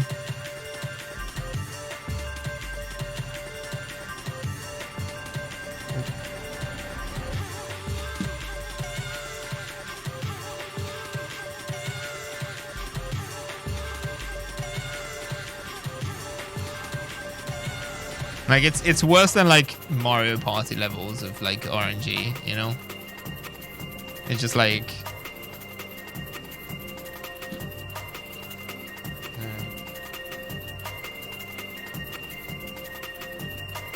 okay, so the stickers go on the outside.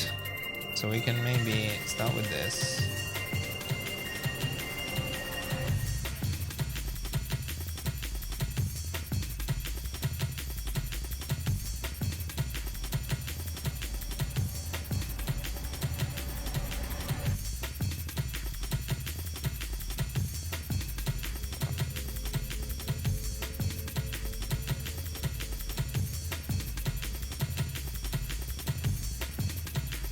Oh, okay.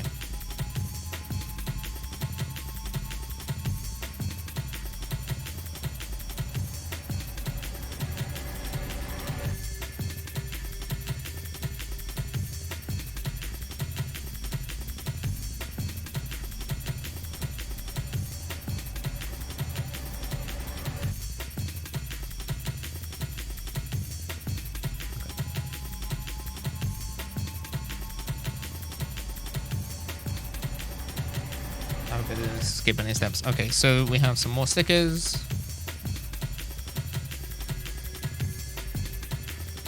They're all the same. Okay.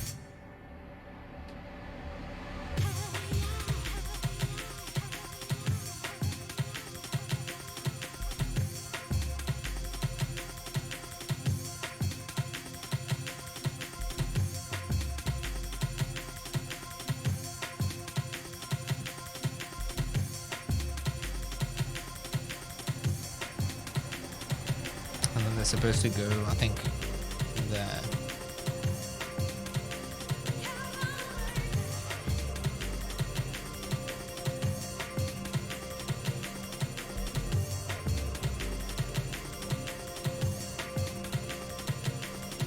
Wait, oh, hold on.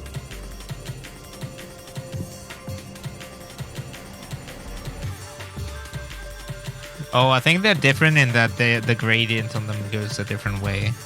But otherwise it's basically the same shape. So if I hold it like this, that one is supposed to be 18.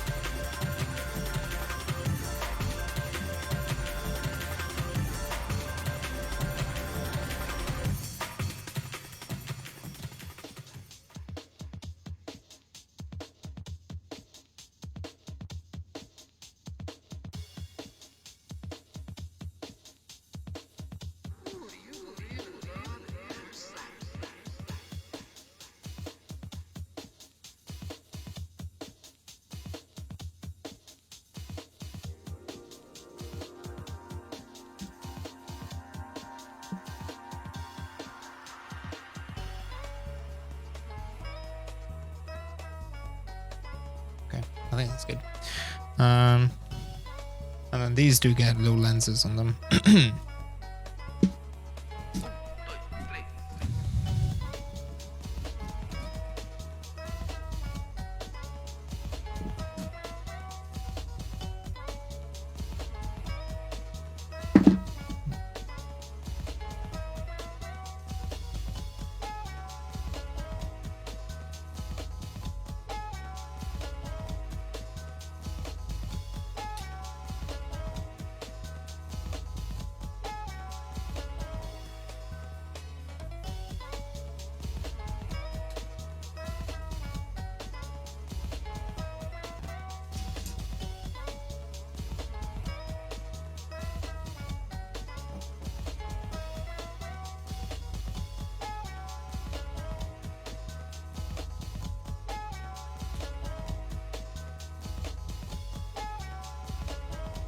Oh, these are gonna be a challenge. All right, let's see.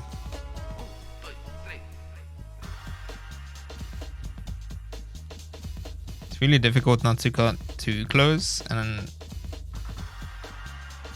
the knobs are really wide, I think.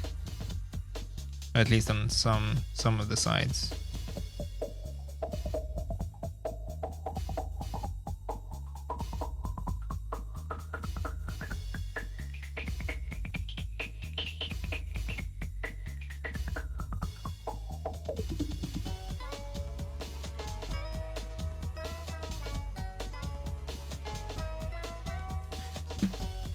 The side effect of this is going to be that I'm going to end up with all sorts of like lines sanded into my nails, I think. Let's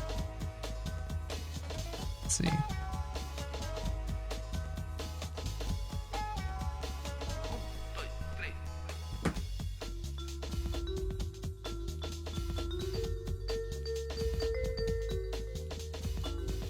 Nope. Uh-oh. Uh-oh. Where did it go? Where did it go? Oh no, here we go again. Hold on. Oh, fuck me. Alright. Yeah, I'll just use the... Yeah, exactly. I'll just... use the file to get rid of it. Alright, hold on a second. I'm gonna put this one in the box so that I don't lose it, but... I think I dropped it, and I don't think it was on top of the manual or the instructions. Hold on. Problem is that it's so lightweight. Oh, that's not it.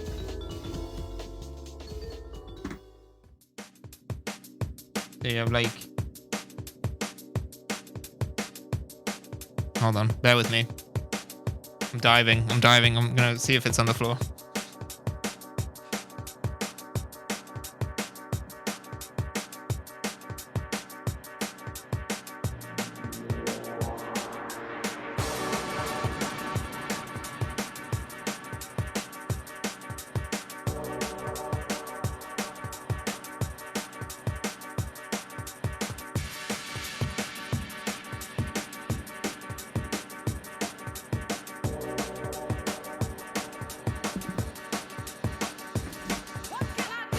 I do have a flashlight, hold on.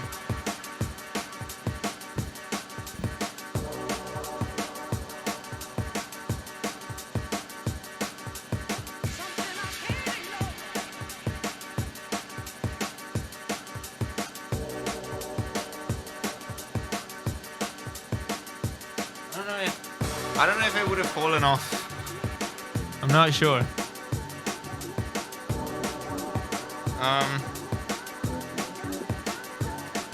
I might just have to look for it afterwards.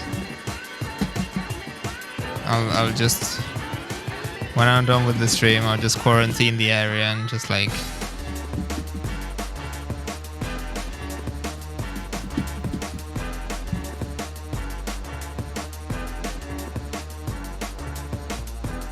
I'm just hope maybe it would just pop up eventually. It will be like somewhere underneath one of the other pieces, but I don't know.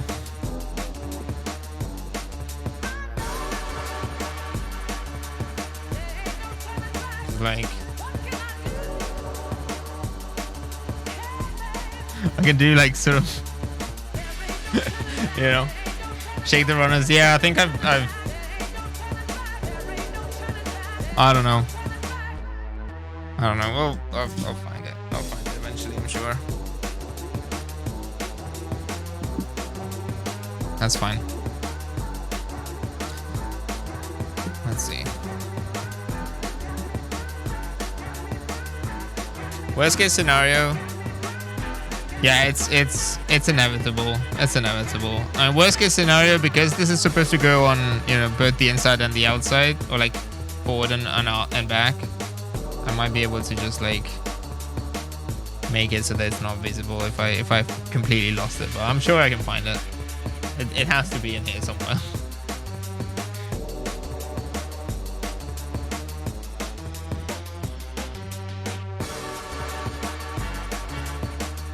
But yeah, this is part of the reason why I don't mess with high grade all that much, or like, you know, 144 scale.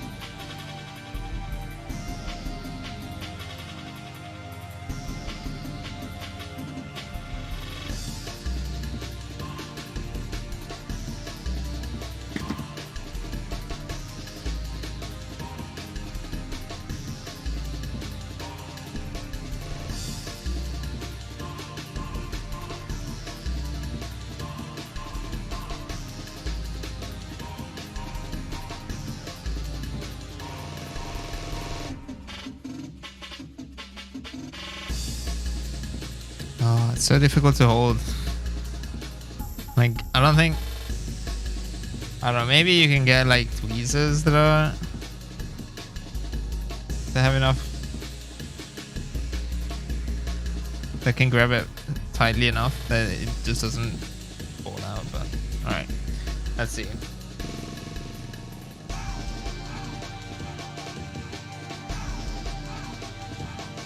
Alright, so that's one of them. Alright, we'll put that aside. You know, I'll find it. I'm sure I'll find it. Okay. That's not it. I don't think it's... I have my keyboard on my lap, but I don't think it's fallen into it either.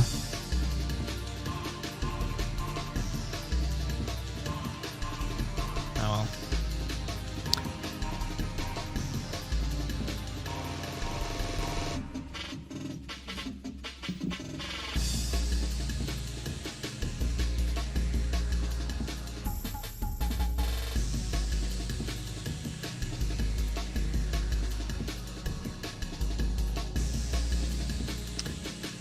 B6 and B2.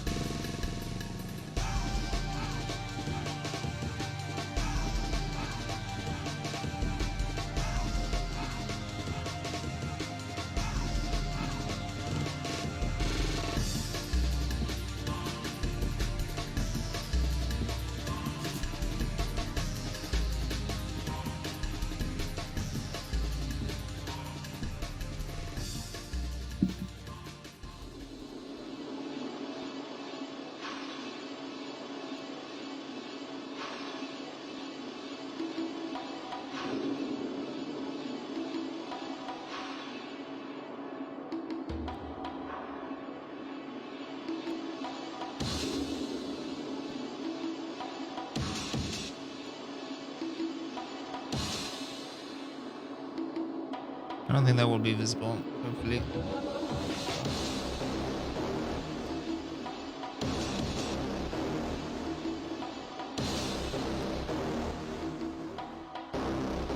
Because this is like the B runner is like the softer material, I think. I don't know if that's, you know, I'm sure that that's also intentional. So like these are the parts that the joints are made out of, but like, you know, these kits don't have a full internal frame, but basically like the closest thing to a frame.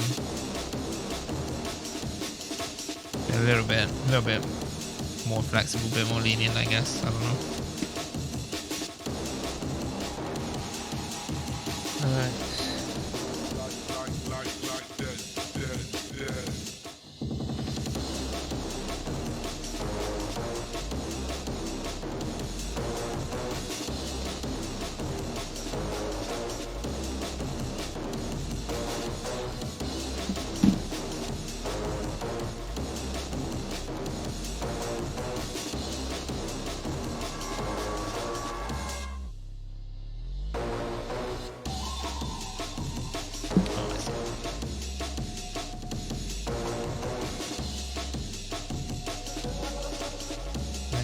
There. Okay, so that part is actually kind of visible. Hold on. There's a little stress mark on there that maybe I'm gonna try to get off.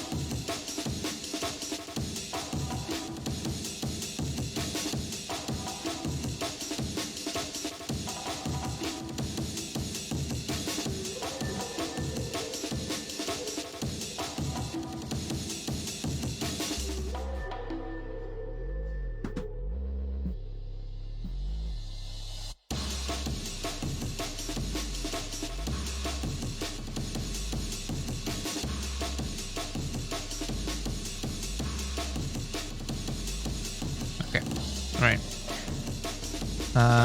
So we've done these, done that part. Then we have B13 and 14.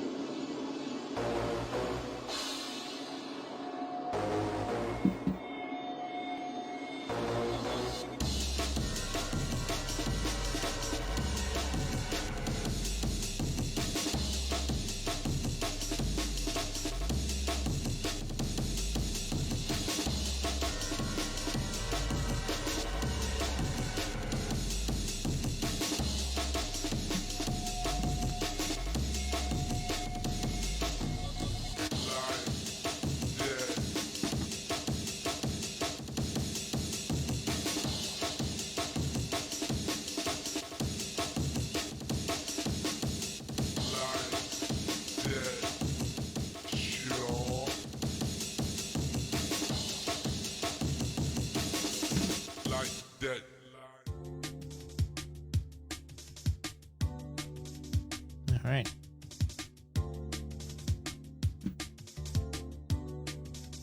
Sorry, I was I was kind of hyper focusing on that. All right, cool. So then, first thing, these go together.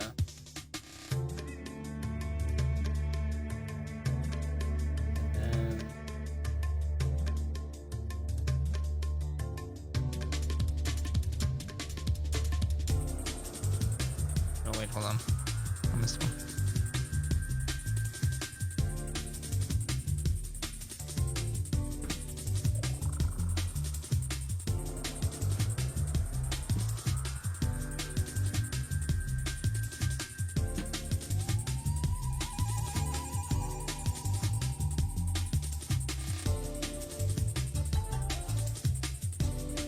All right. Then I need D1, 3 and 4.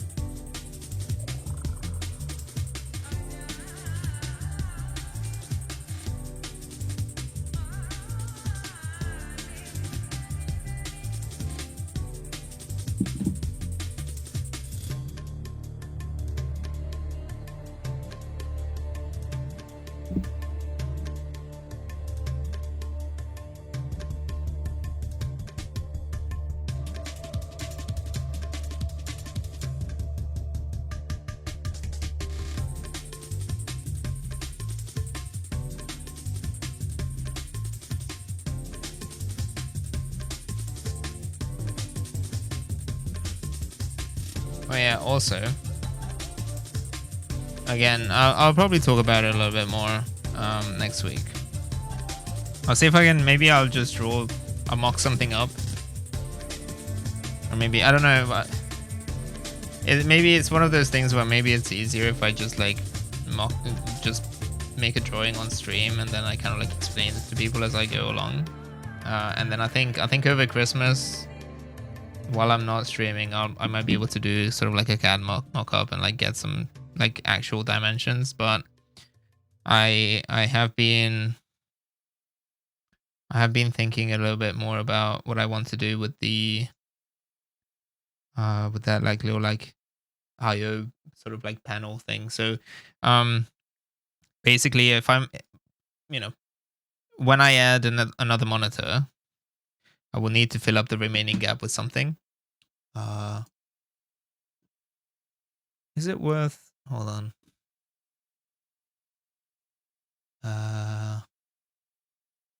Ambient DM.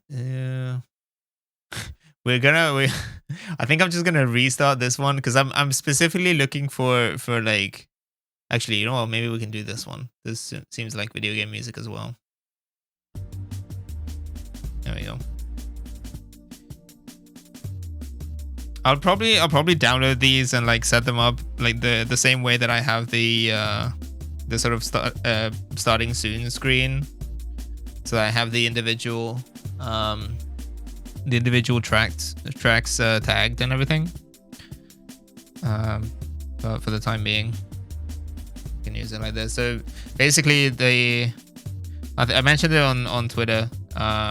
But for the previous streams, I would have used a MIDI playlist or like a playlist of MIDI versions of Cassiopeia tracks. And it turns out that a lot of them are close enough to the real thing that YouTube still picks up on them. And it just basically makes it so that you can't upload them without muting the whole thing or like, you know, like the whole segment. So the short set build still hasn't been uploaded to YouTube because I need to go back and edit it. I'll see if I can do some kind of fancy replacement where you know, I isolate the voice and then just put the audio in underneath. But yeah, so I think I'm gonna stick to sort of like I'll try to play a little bit safer. Not because like it's, you know, I ultimately I don't really care about the DMCA stuff on, you know, like, or rather I should say that it's not really an issue on Twitch, but it just becomes kind of like annoying when you try to upload it somewhere else.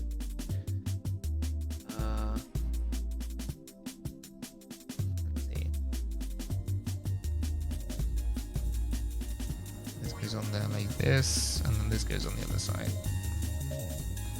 Nice. That looks good, actually. That looks really good. B2.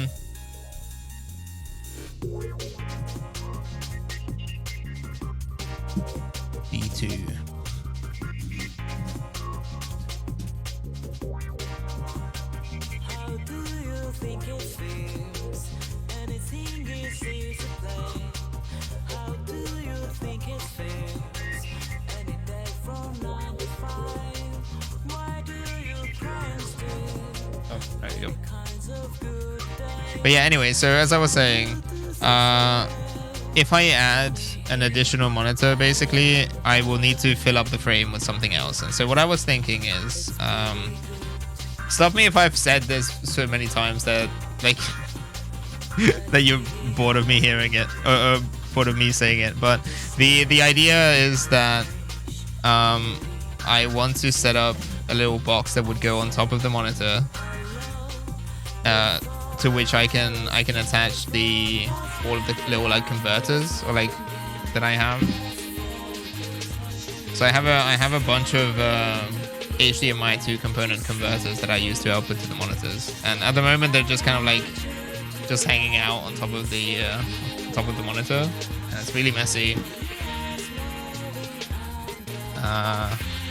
So I was considering kind of like building that, you know, putting that sort of like a little bit more in the forefront, just kind of like have some exposed cables and stuff like that. because I think it would look cool, but also I think it would make it easier to kind of troubleshoot things, because I wouldn't have to just, you know, go sort of like messing around in like a big bunch of cables. To just have everything like on a panel, and if I need to unplug one of the cables, I can just like yoink it, you know,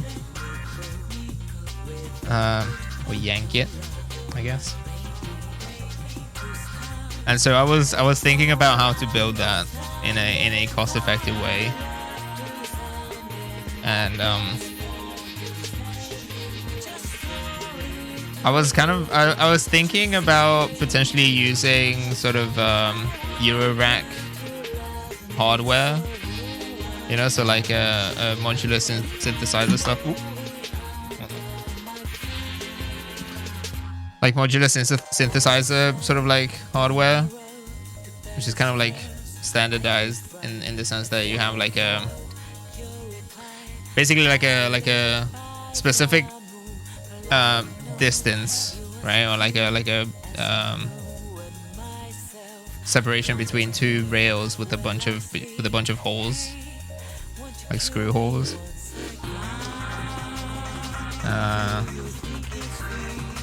But I think ultimately even that might be a little bit too expensive.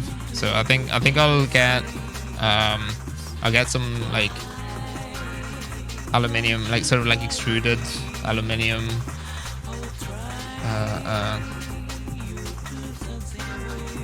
I don't know what they call them. Like, are they just like aluminium like extruded sections?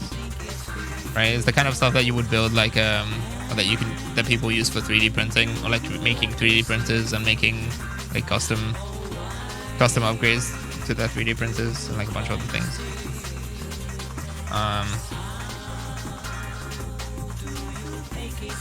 And then the probably the more expensive side of things would be the actual front panel itself. I think for that, if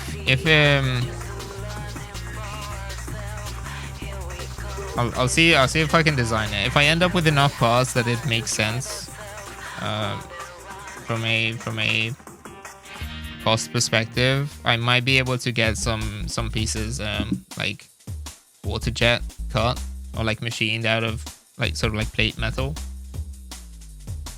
So the idea would be that each, I can show you actually.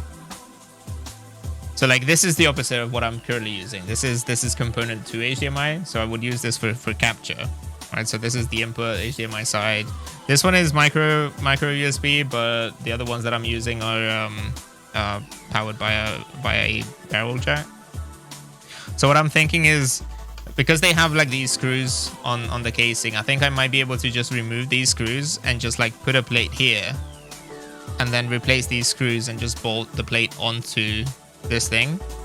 And then I would be able to kind of like slot it in and just kind of like attach it with like either thumb screws or like bigger screws on the corners or something like that. I don't know if that makes sense. I'll draw it. And I'll probably make like a CAD mock-up as well to make sure I get the dimensions right. And then I'll probably end up doing something similar to the clock as well. Like one of the really early streams was a bit of it was like a Tinker Tuesday, right? So it was kind of like a bit of a work stream. I did a little bit of CAD stuff where I designed a sort of like a plastic frame for it that would match, or that would mimic the aesthetics of the PBMs, with the intention of 3D printing it. But then ultimately I never did. Or rather, like I printed like a mock-up just so that I could fit it in, you know, like, or try it on for size. And it didn't like fully convince me. So I think what I might end up doing is, again, I'll just get like a metal frame with a cutout in the middle, and then maybe have some like standoffs on the corners so that I can screw it on top of this, basically. So the digit, basically there would be a cutout for the digits, and then there would be like 4 bolts basically on the corners. just kind of like make it look a little bit more like a sort of like an industrial panel, or like a sort of like an aircraft instrument panel, you know, something like that.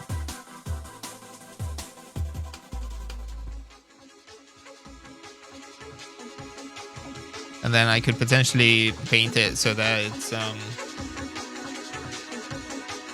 I would still need to decide whether I would want to paint it black or gray.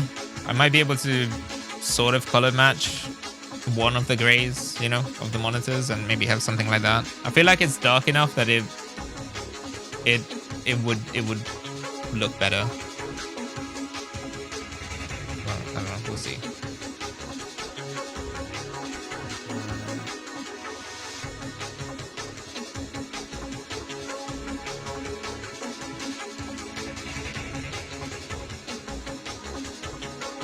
Okay, so this I think goes in there.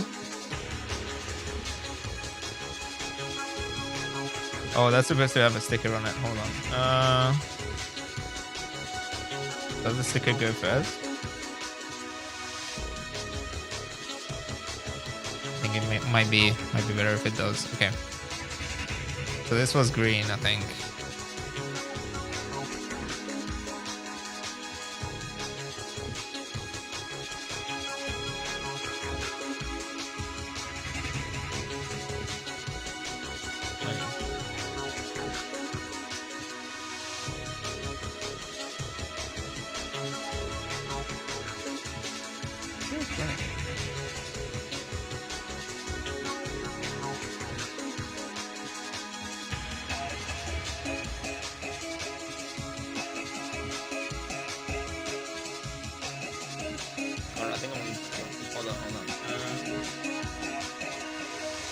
Oh no, that just goes on the outside. Okay, never mind. I was looking for the wrong thing.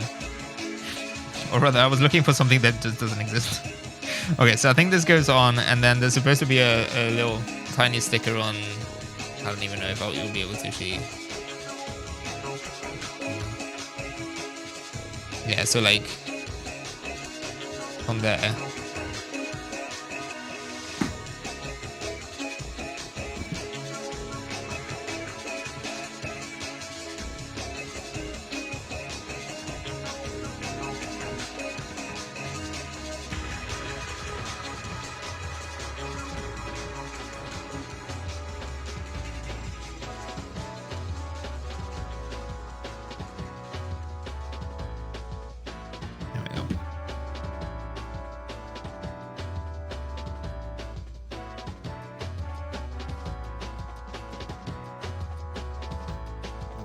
So then this goes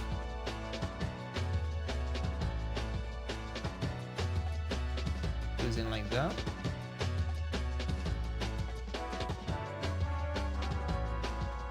And I need the hands.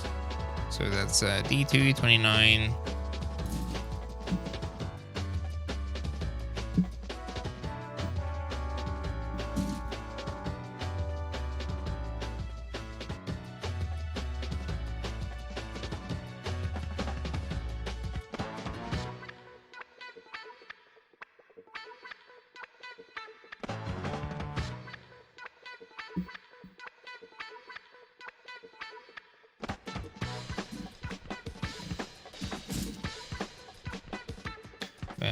It's a bit of a shame that I haven't done as many work streams as I would have hoped. I wanna that will definitely be. I think there will definitely be more of that next year. There will be a little bit more tinkering. I want to mess around with like do some like custom builds and things like that, which kind of like document things a little bit better.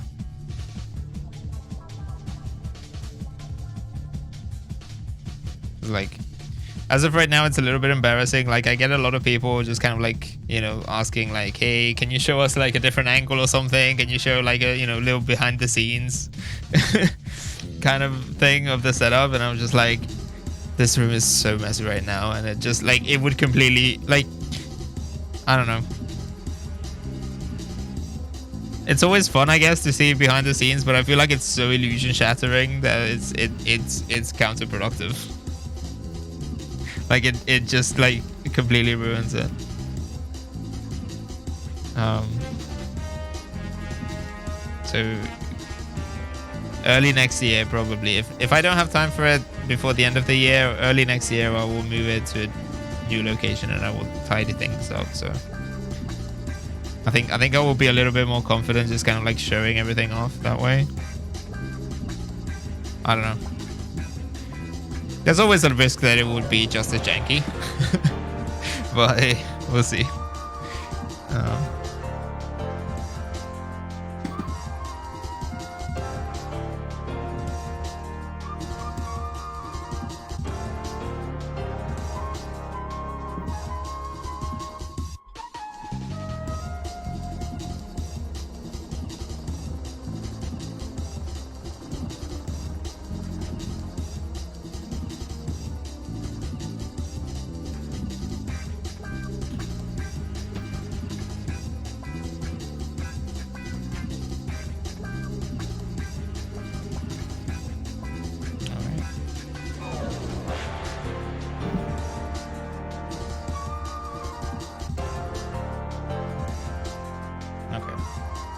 So minus the lens that we've misplaced.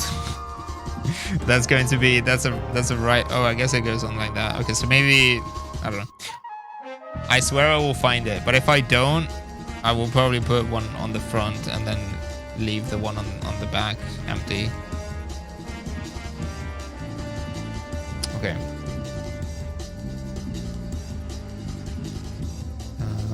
No open hands for this one, I don't think. Only fists. Okay.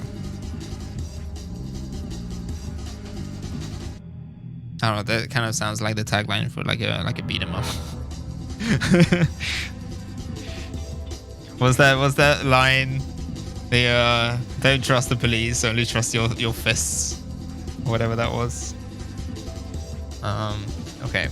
All right, so we're gonna do the same thing, but for the other side. Let's see. So we have D1.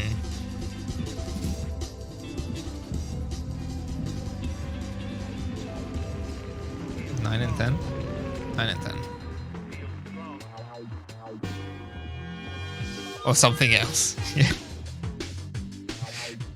No, but yeah, it's like one of those. It's I don't know if you can call it a meme or something, but it's like one of those sort of like screenshots from like an old beat 'em up that always makes the rounds. I don't even know what game it is from. I don't even know if it's an actual game. It could be just maybe it's just someone just made like something that looks like a video game. I don't know.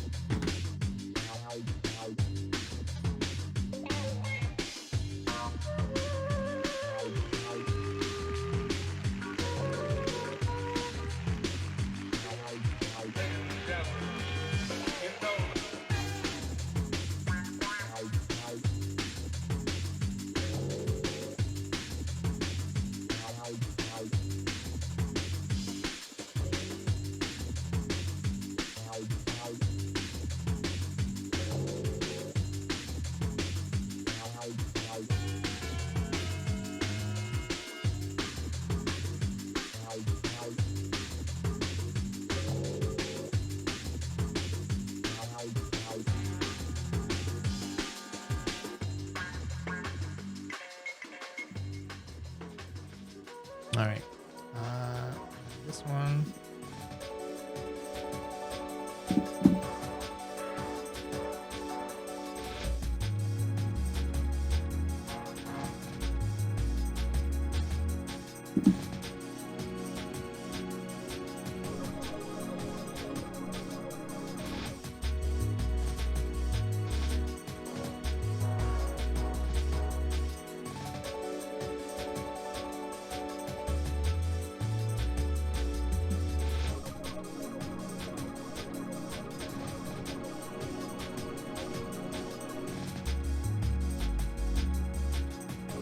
Yeah, I think I said it last time as well, but one of the advantages and disadvantages of the God Hand is that it's very easy to miss knobs.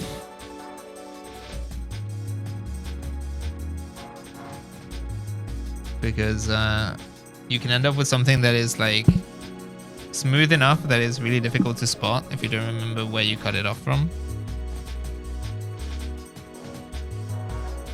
You have to look really hard to find it sometimes.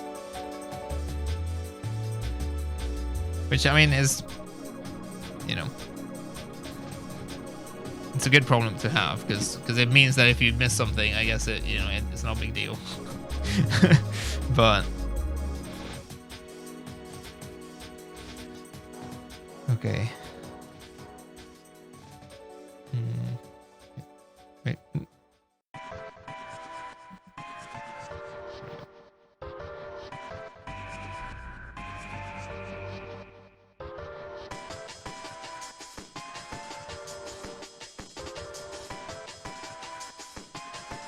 Okay. All right, stickers again.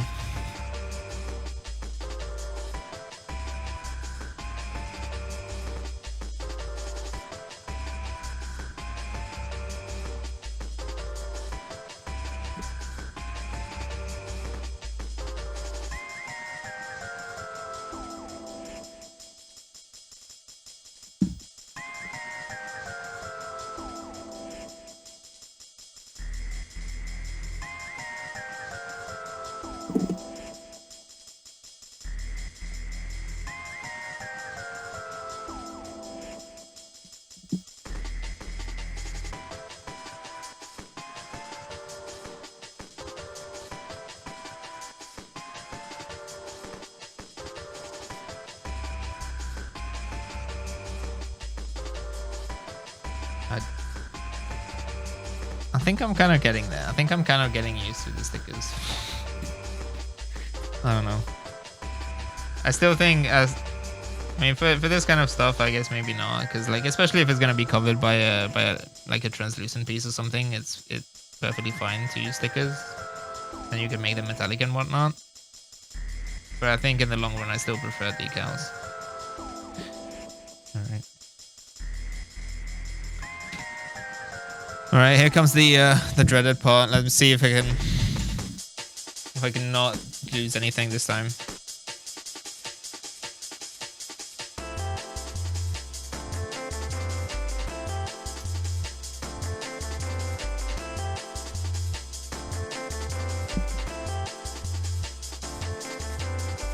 Stretch. Thank you, thank you.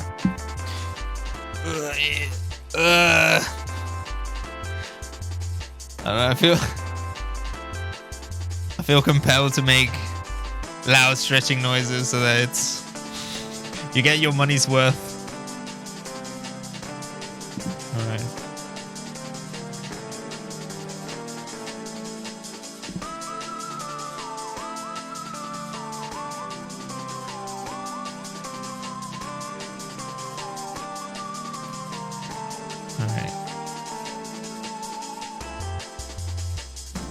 I'm gonna do them one at a time. I'm only gonna get one of them off the runner first. Can't stretch without yelling. It helps. It helps. I'm convinced.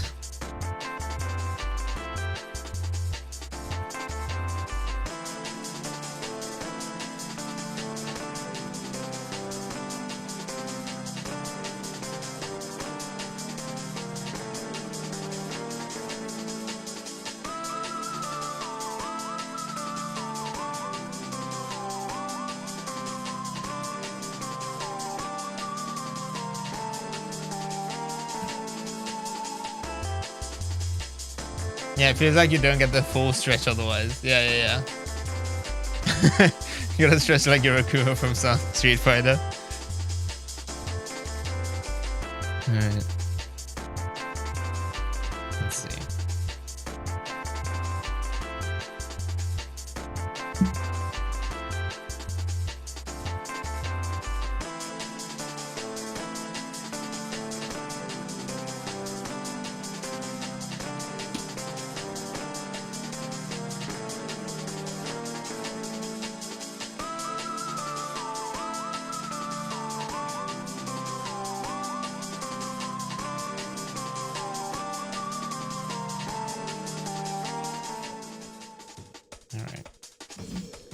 That's one.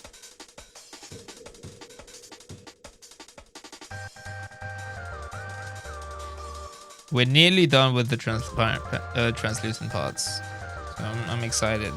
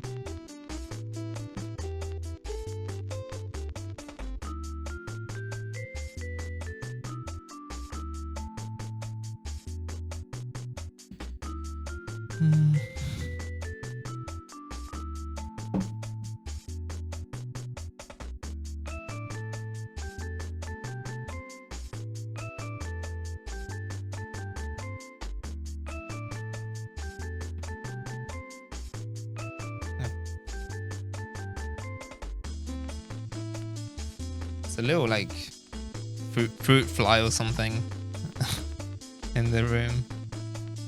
I just landed on the mic. I was like, what the hell is that?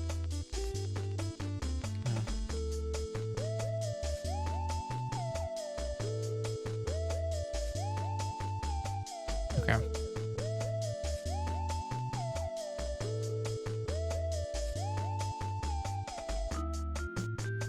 Okay.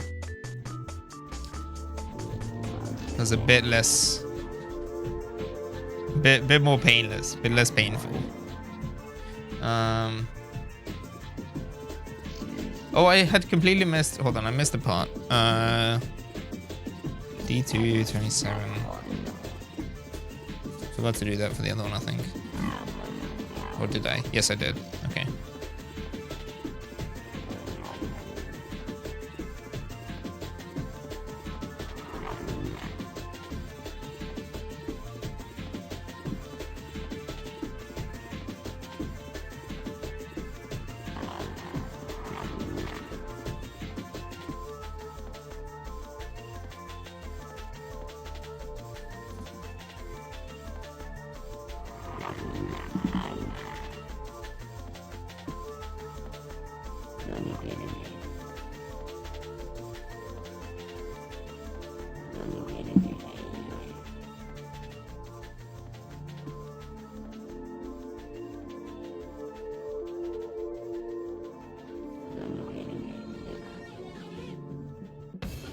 Oh no, I don't think we can do that.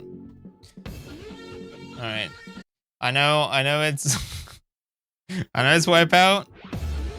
Oh no. All right. All right.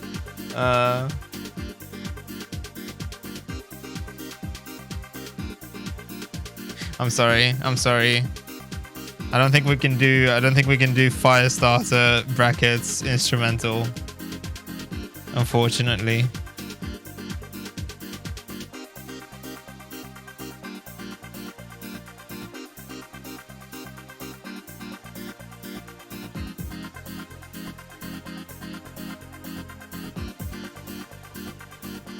I mean, shout out to Wipeout 2097 for having an incredible soundtrack, but a bit not very.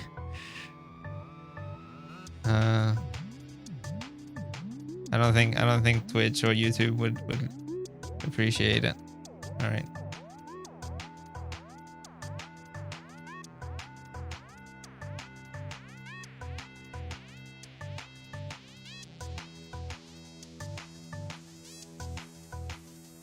I don't think I missed anything, did I? It just says like a hole on there. Right? It kind of like looks like this. It just kind of feels like something would go in there, but I don't think so.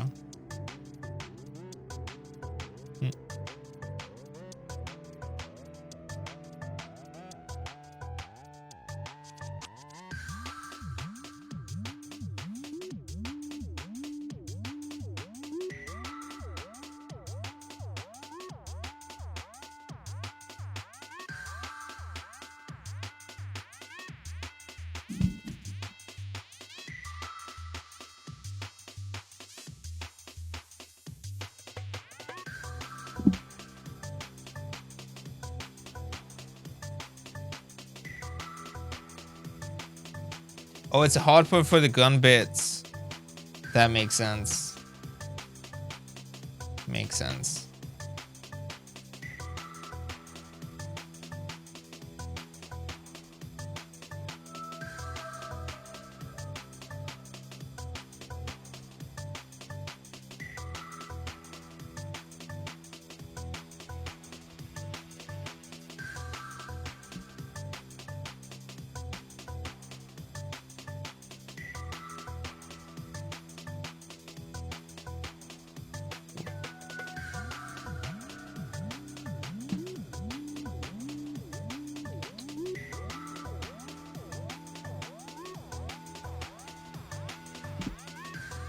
All right. Okay. So B.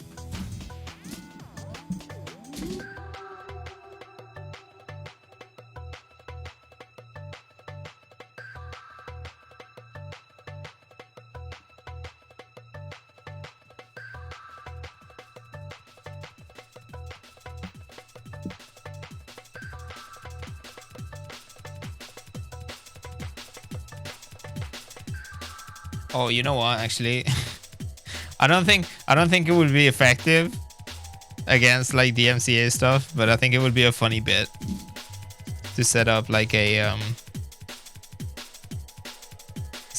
like an OBS source or something that plays the Germa audio jungle thing. You know, it just repeatedly goes like audio jungle. E O. Alright.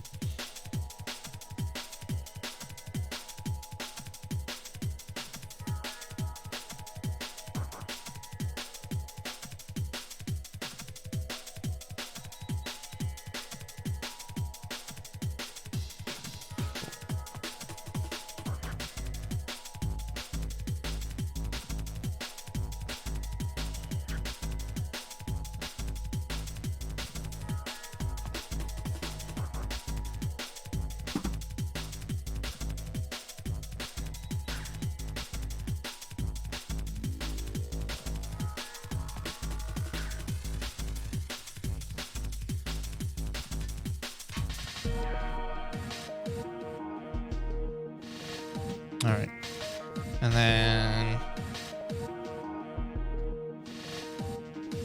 this goes like this, and then this goes like that.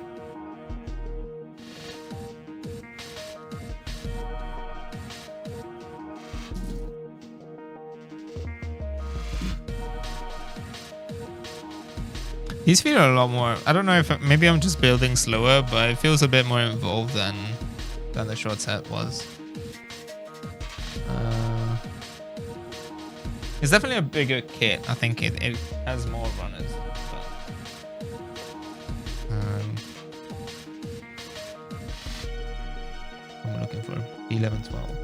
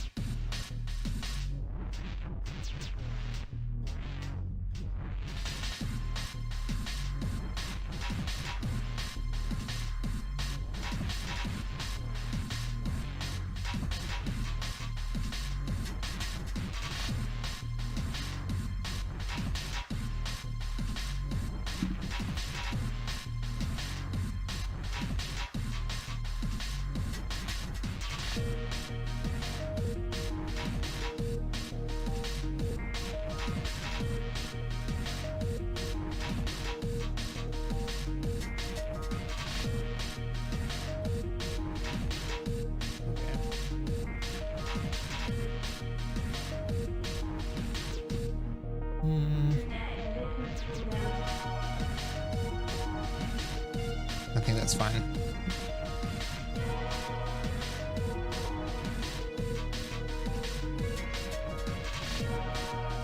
These are a little bit harder to clean up. I think it's easier to sand hard plastics down to something that, you know, doesn't have any marks, but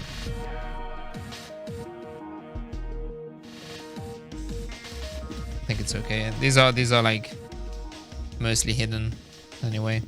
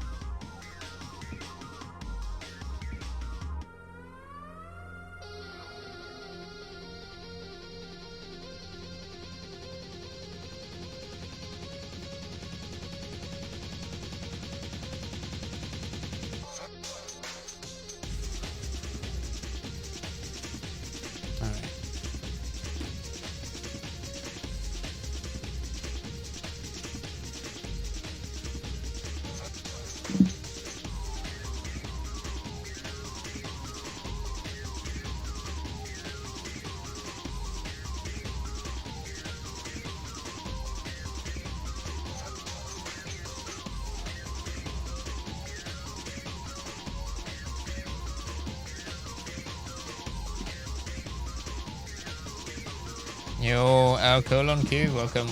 How you doing?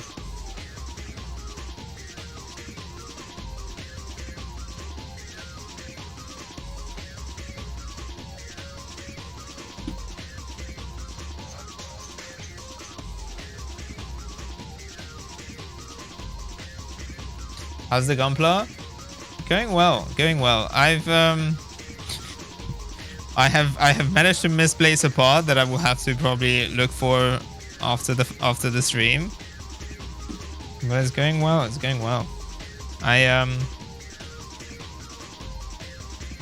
my first time trying a glass file, and I have to say it's a fucking game changer. I feel like I've been missing out. Ooh. Okay.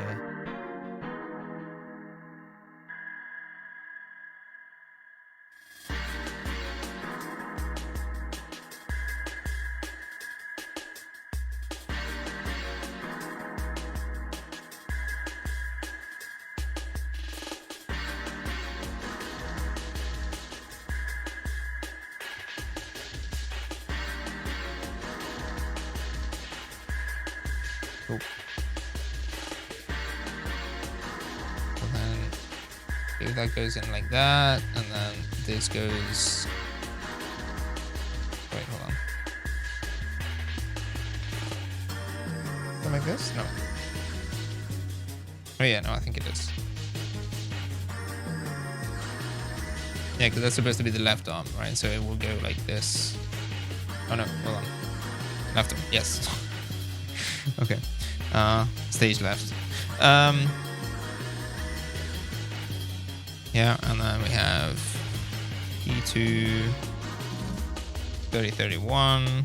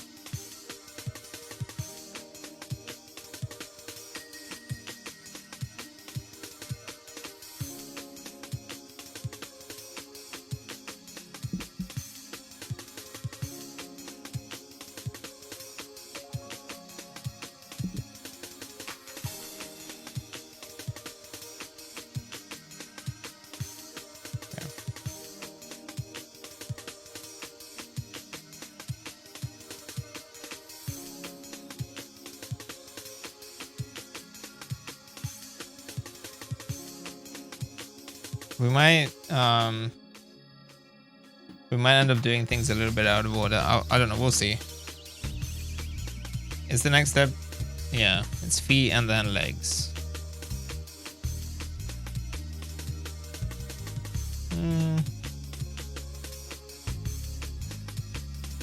Yeah, I think I might swap things around. I might just do like the what is that, like the waist after this.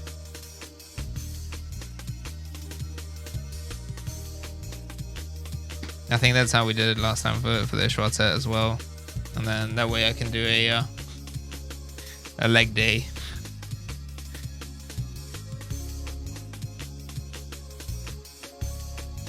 Because they will probably a little bit more involved.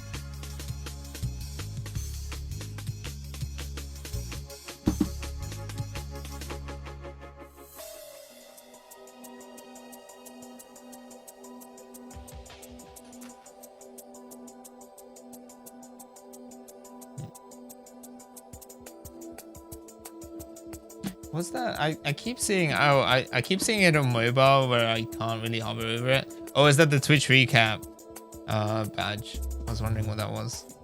Oh, I need to post my recap actually. I'll have to post it on Twitter or something.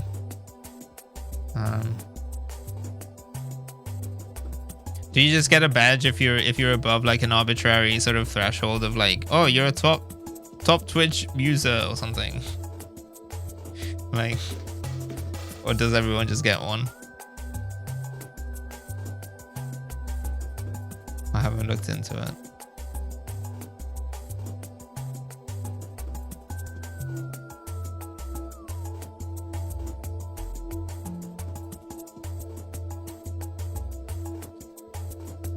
I feel like the Twitch recap is one of those things that is just like,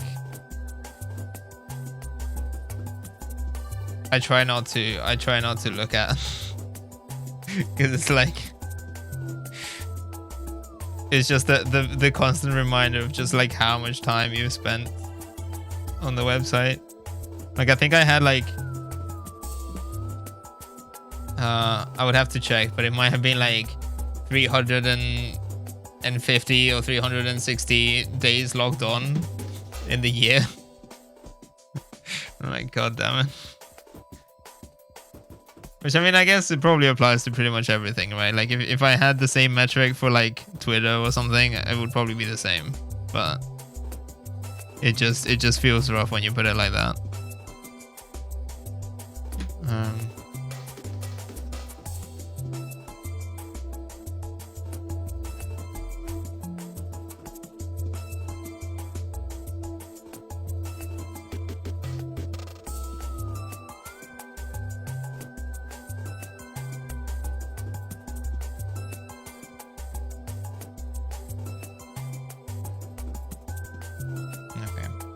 Yeah, so like now I recognize these as also like mounting holes. That makes sense. So like you could potentially like, I don't know, maybe like the shield goes on one of these. Oh, I forgot the sticker. Hold on.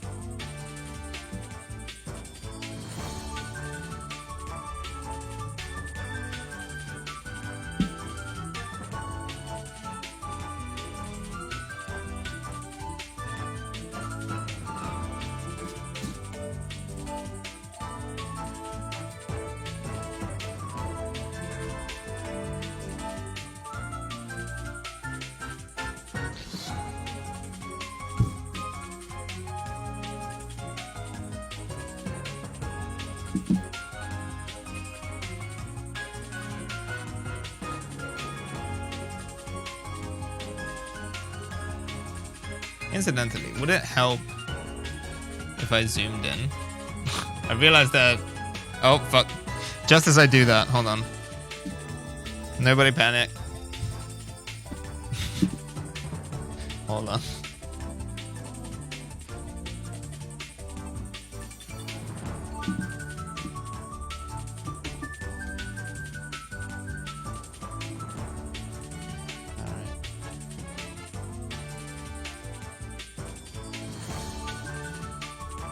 Okay, we're back. We're so back. Alright. But yeah, like I feel like it might be... It's a bit trickier to frame because I would have to move... Hold on.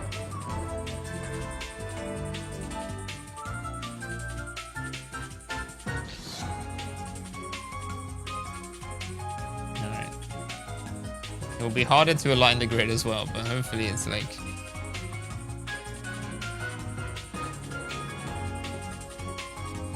Oh, the patch mode high.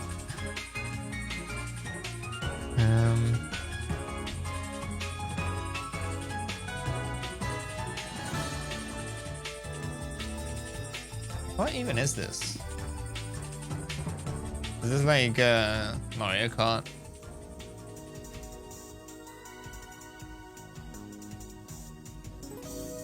Rainbow Road, Mario Kart Wii. There you go.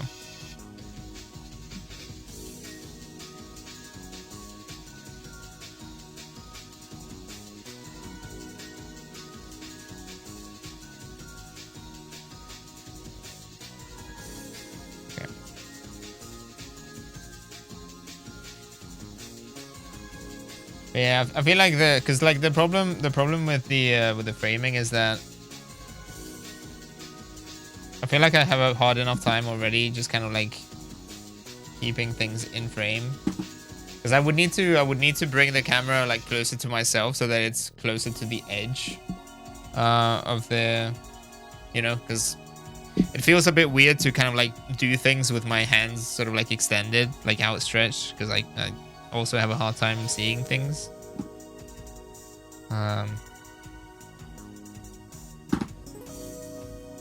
But if it's easier to tell what's going on, you know, I don't know. Like these pieces are so tiny that it just like.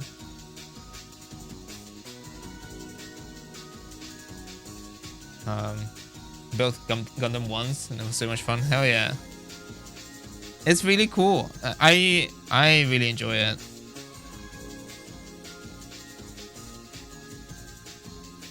It's so like relaxing to me. I don't know. Like some parts of it are frustrating, sure, but like I don't know.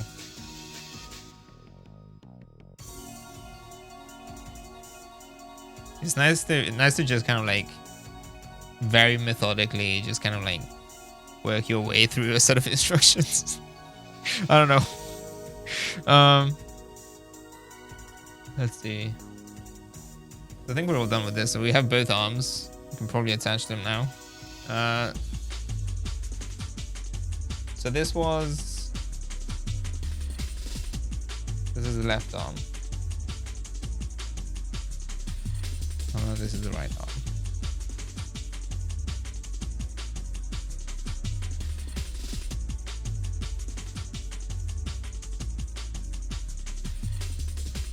Cool.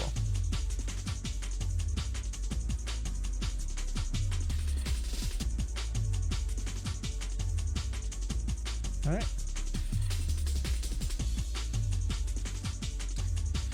Yeah, so I think the next step is supposed to be feet, followed by the legs and then the waist. But I feel like maybe I'll leave the feet for next time. So I think I'll just skip ahead to the waist, so that way we just don't end up with like, you know, a torso and just kind of like some floating legs. I'll keep building so that we can at least kind of like, you know, keep adding to what we have built already. And then maybe, I don't know, if I have a bit of extra time, I'll just build the weapons or something, or just like the base.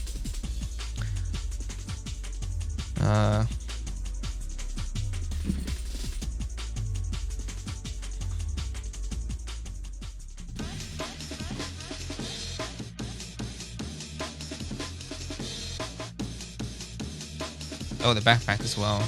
Yeah, we can probably do that. Okay.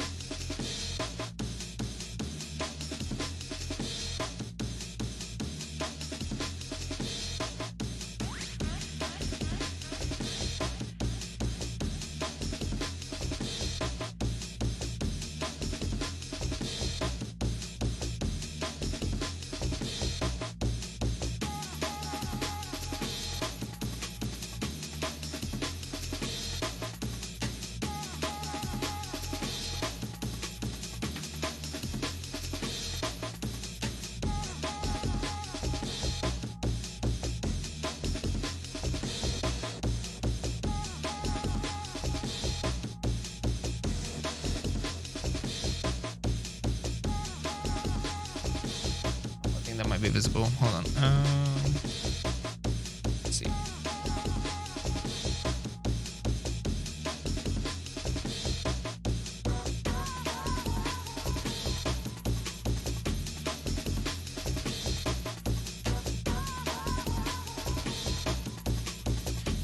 I do my best to kind of like identify where things will go a couple of steps ahead of time, just to make sure that if there is something that is going to be exposed, I do try to clean up as best I can.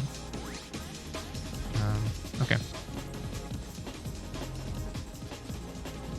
We got A2.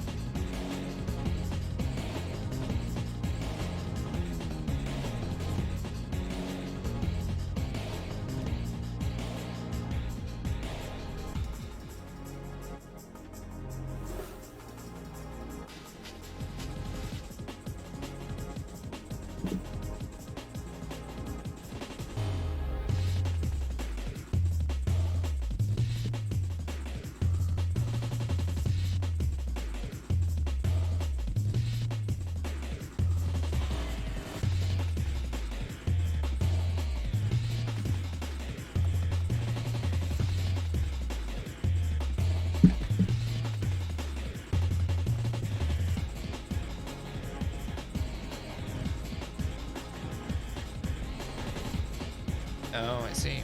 Okay. Yeah, so that. Oh yeah, I guess I can still take it out. So yeah, the like slats. Like that. And then we have C9.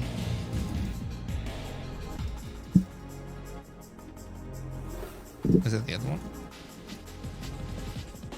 I'm on the C9 diet. Okay.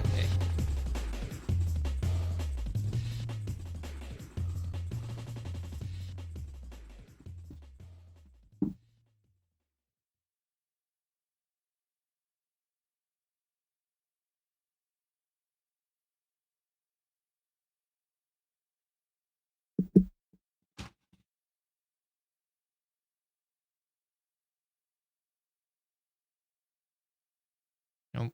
Was that the end of the playlist? I think we might just go back to the other one.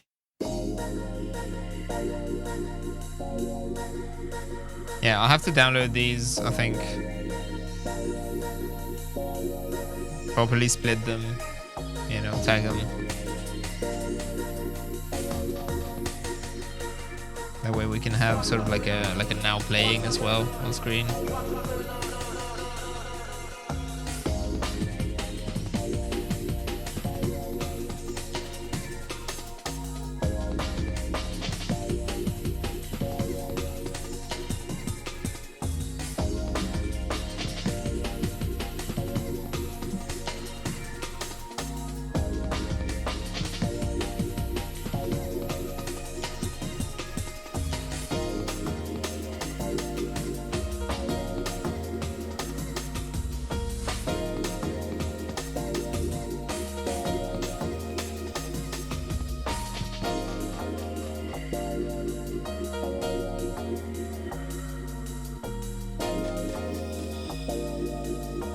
Nice.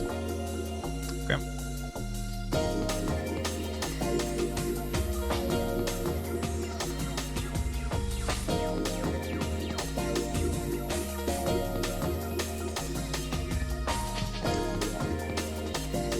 We have anything left in this one? Yes. Okay.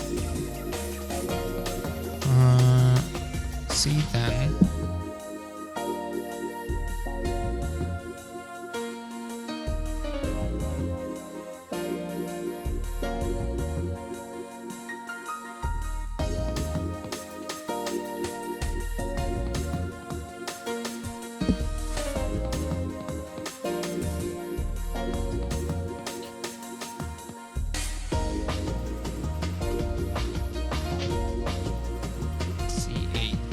I'm gonna need a sticker soon, so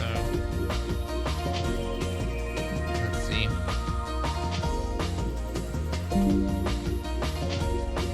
Oh, Windows noises.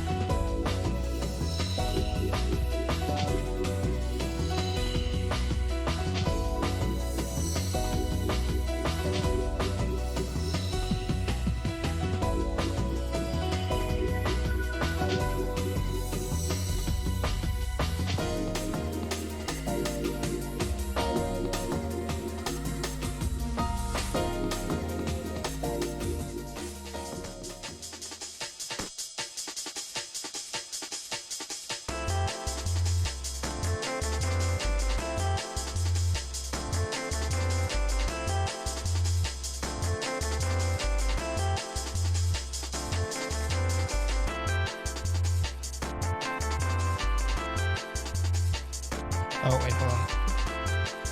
Alright, so I need to... Did I clean this one up? Not yet.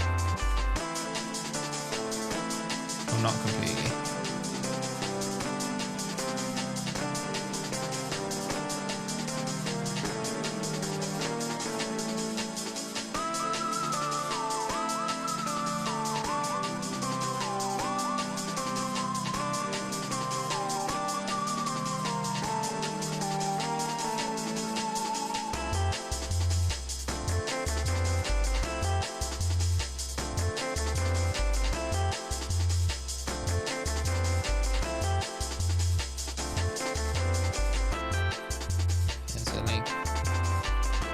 That goes in there because it rotates, and then the T goes in there. Cool. And then I need sticker and the final little lens, I think.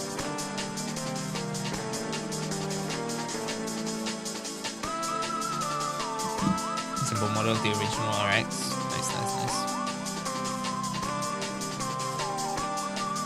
Love working on extremely small scales. I admire that. I was just complaining. I keep complaining about how this is way too small of a scale for me. I'm much more used to the sort of like master grade size you know, those are typically 100.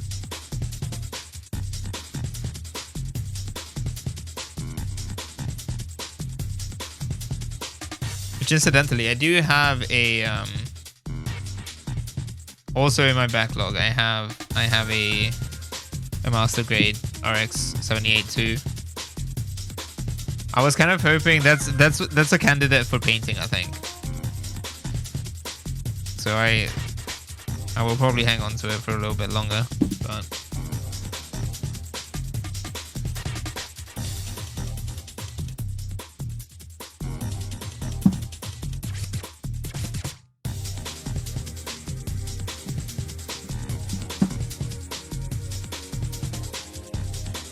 oh, this is a pain.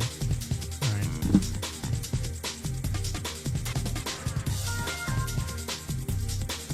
So it's cut out cleanly, which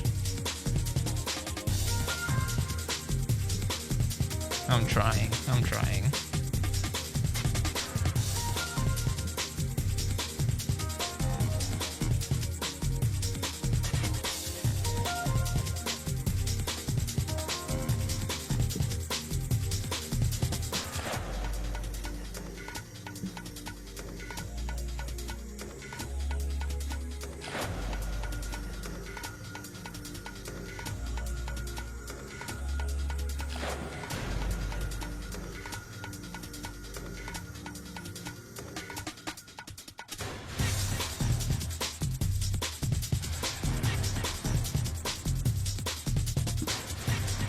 I'm building MG frames, but I get lazy when I get to the armor and weapons.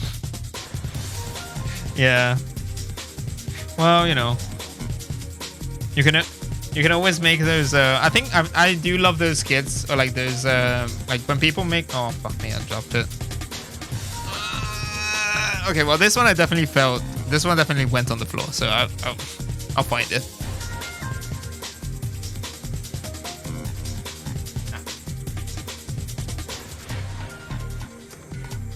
Okay. Crisis averted. But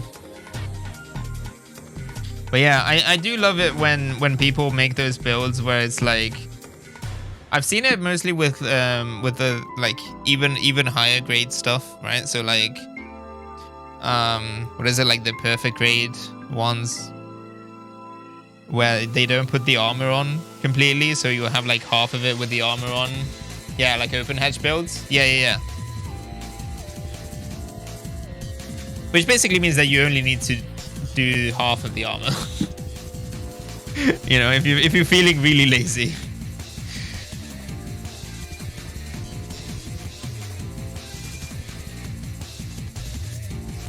But then again, you end up putting so much effort into all of the other stuff.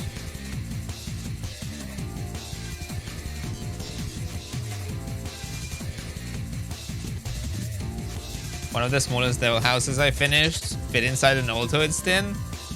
That's insane. That's really cool though. Do you have any pictures of it? Feel free to post it.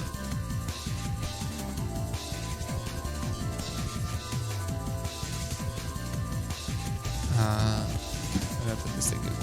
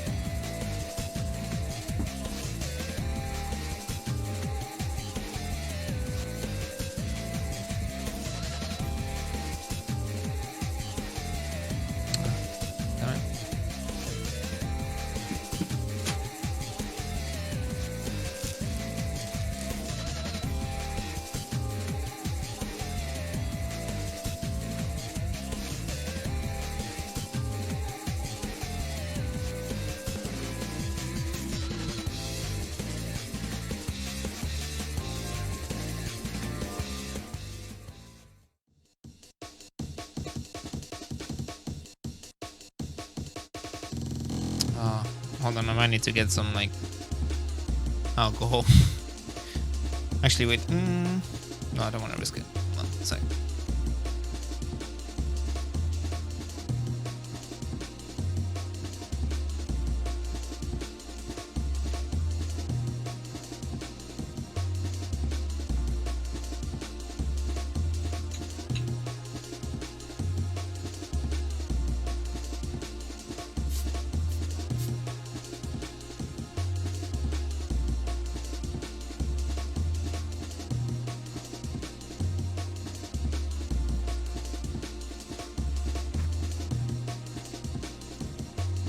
You could absolutely make a custom cockpit. Yeah, yeah, honestly.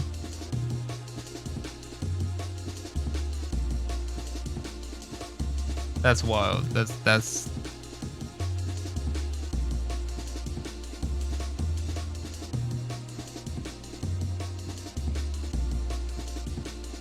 okay. I think we're good. And this is supposed to go on like this.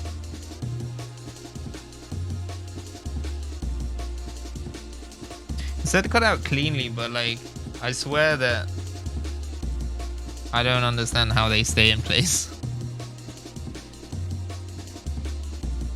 There's like some really, really tight clearances on some of these parts. I don't know. Okay. Hold on, let's see. Oh, I'll be able to see it there. So it has the sticker underneath. I don't know, very small. Okay.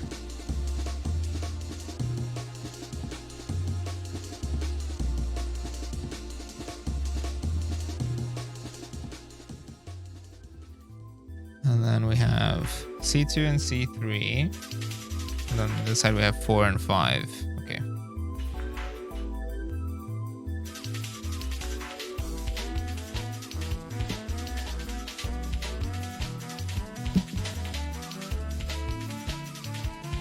Oh, hold on. Yeah, I'll put it up in a second.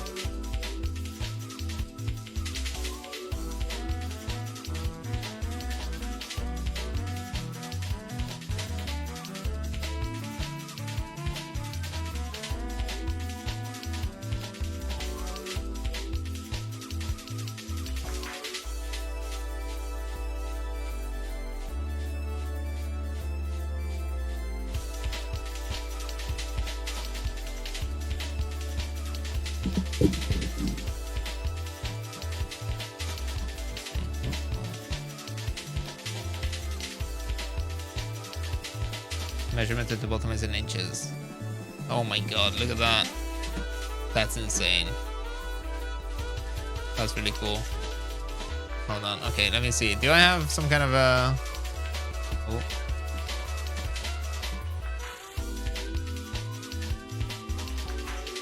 Let me see. Let me see.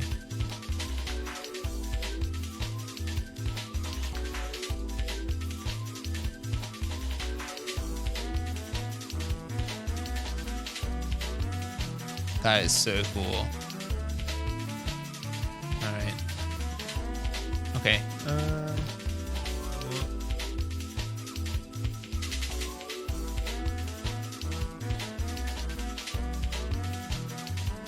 we go. And hopefully I can just throw it on here.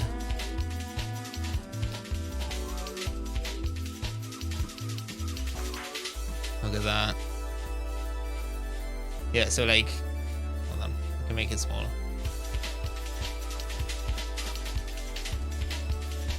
So that's in inches, I take it. Then we have like this one. That is so cool. Oh, so these are are these the beads that you mentioned? That's very clever, very cool. That's crazy. Well done, well done. Yeah, that's wild.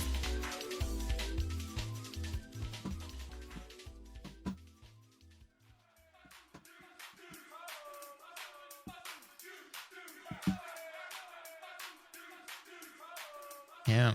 And if you post more of that stuff on Twitter, I'll check it out. I'll definitely later. That's really impressive.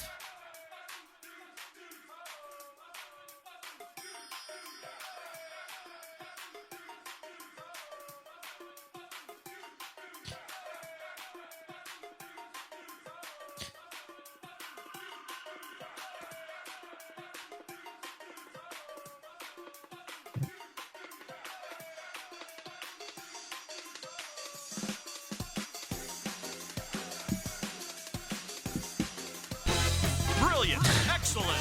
You are the Oh, thank you winner. for the gift. Thank you for the gift, Disney gang. Used to make those skits a lot before going to bed. Really gets tiring after a while. I can imagine.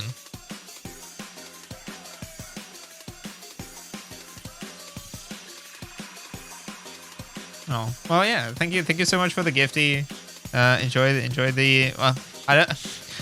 Unfortunately, don't have that many emotes as of right now. But you know, enjoy the ad-free viewing experience at least. Thank you so much.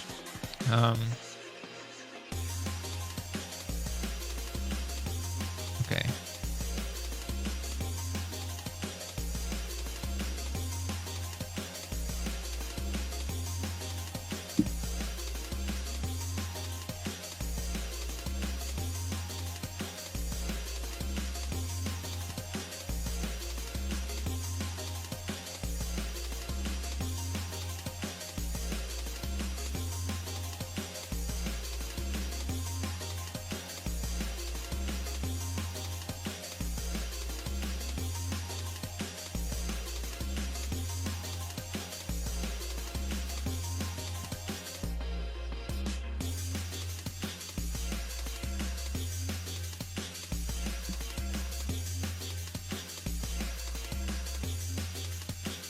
Okay.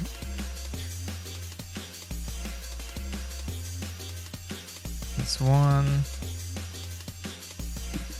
I did also notice that one of the things that will make it a little bit easier to panel line is that this kit has a lot more of what I would consider to be like a... Hold on, let's see. Oh, there we go. It has a lot more of what I would consider to be like a traditional panel line, right? That is like actually sort of like recessed into the part. So like, it's much easier to panel line later on. The short set had a lot of parts where you would have like kind of like a I don't know, like convex, no, I guess concave actually I should say, right, where you have like just two surfaces that kind of like meet up, but there's no like explicit sort of like panel line between them.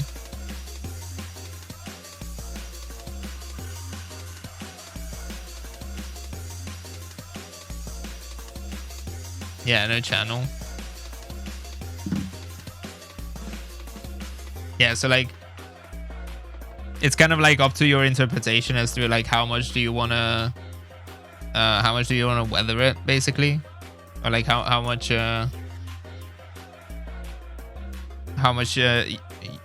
contrast you want there to be between different parts.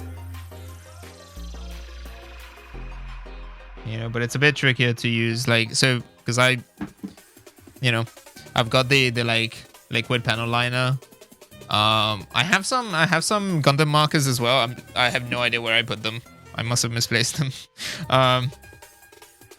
But you know, because with like the markers, at least you can kind of like run them alongside it. But because the liquid panel liner relies so much on like the sort of like capillarity of it and like surface tension, right? Because the idea is that you would just, it's got like a very very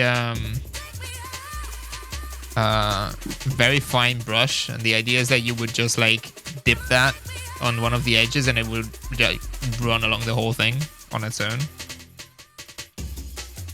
You can't really do that if you have like a really wide channel or something.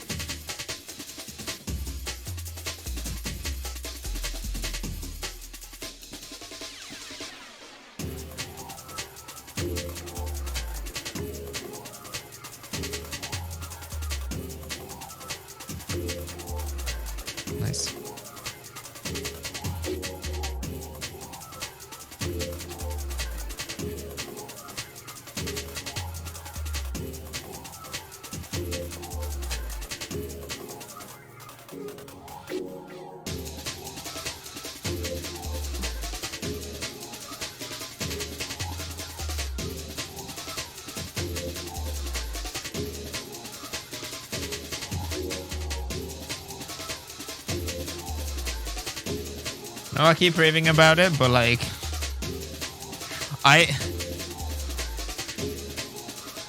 the glass file is like enough of an upgrade that I'm like genuinely considering just like rebuilding the short set or something, or like, I don't know, maybe even just get a spare so that I can build it later on. Like, I feel like I don't think my skills have improved that much, but I feel like I could end up with like something that looks so much better.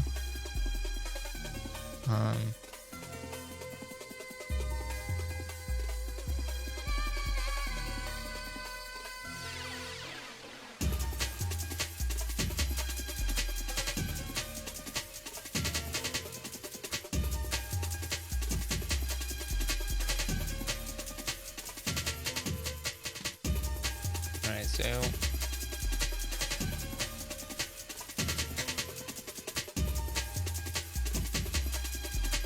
but I think it goes like this, right? Yeah.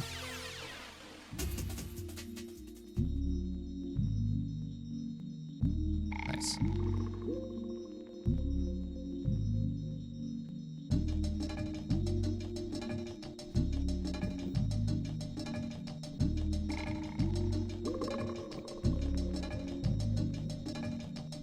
Because that's the danger with HE kits as well, is that they are, you know, I mean, you have to pay for shipping and whatnot, but like, they are so cheap. It's very tempting to be like, you know what? Sure, I can spend like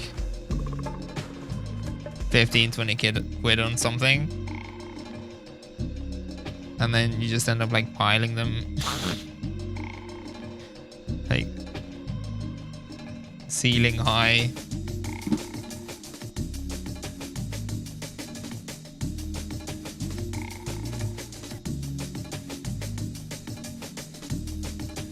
I don't even remember what my latest impulse purchase was, but it was basically that. Where I was like, you know what? Maybe I'll just buy it for shits and giggles. I think. Oh, you know what? It hasn't arrived yet, but I think it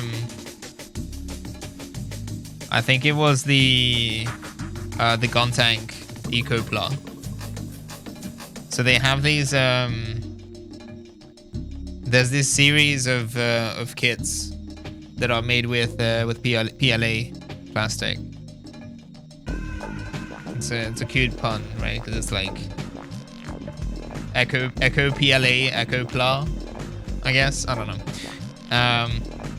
But the fun thing about them is that they are completely black. So like, I mean, if you want to paint them, you can paint them, but otherwise it's just kind of like a, you know, it's like one of those special sets that are like either transparent in their entirety, or they have like a metal finish or stuff like that, right? So like, you can build it and just have it black, which is cool. You know, or you can just use it as a base to paint it. So look forward to Goth Gun Tank at some point, because I will definitely not paint it.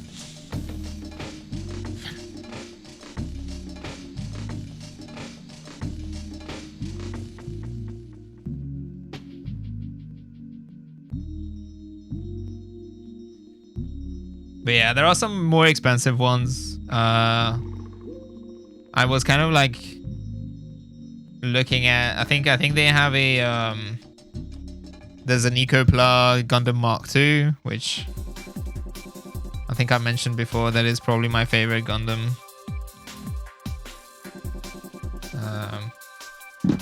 To this day. But I think that was way more expensive for some reason. I don't know. Maybe it was just the retailer that I got it from just marked it up or something. Maybe it's a bit rarer.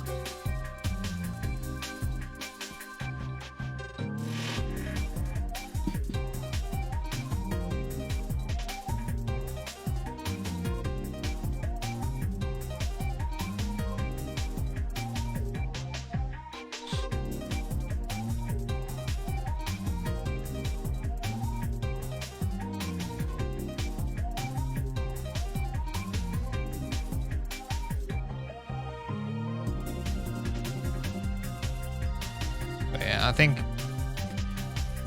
eventually I'll get back into sort of building MGs a little bit more regularly, but I wanna get into painting like properly, which unfortunately with winter around the corner it's gonna be like, I don't think I'm gonna wait for summer again. I will do my best to kind of build like an extraction system, or like a little bit of a paint booth indoors. Just because it's an exclusive, maybe, yeah.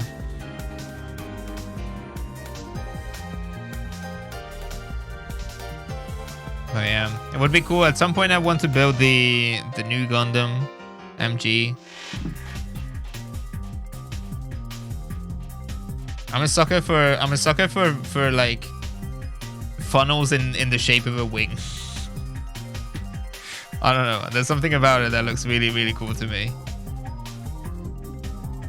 Vercar probably. Is there an MG kit of the original, of the old one? I'm not sure. I know that you can get a real grade that I think is the old one, but that's still pretty small. Oh, from the 2000s. Oh yeah, no, I don't think so. Whatever's current, whatever I can get my hands on.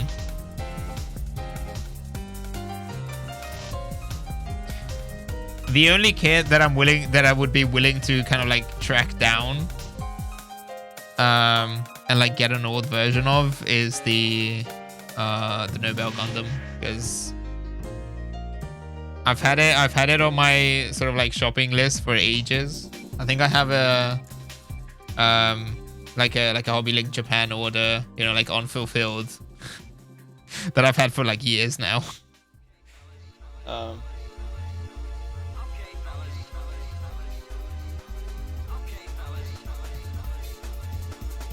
Oh, they just like tips in like that. Interesting.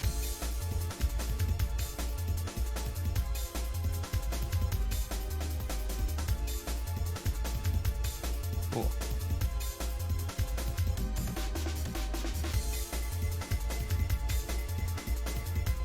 Okay.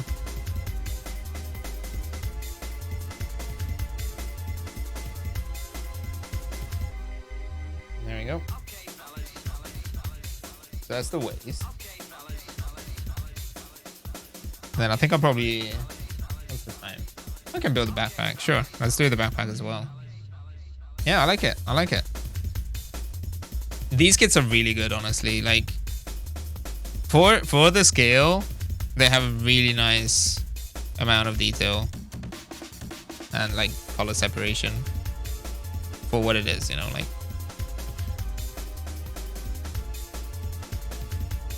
Cool. All right. So, backpack.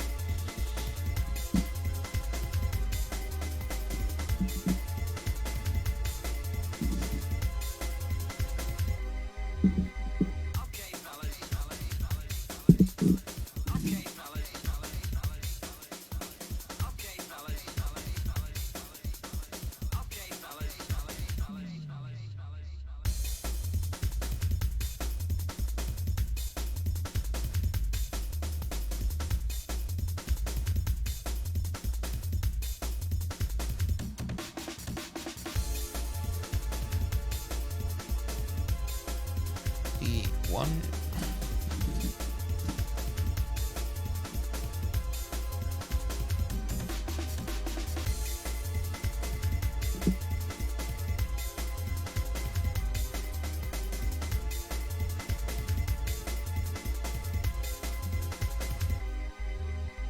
Okay, cool.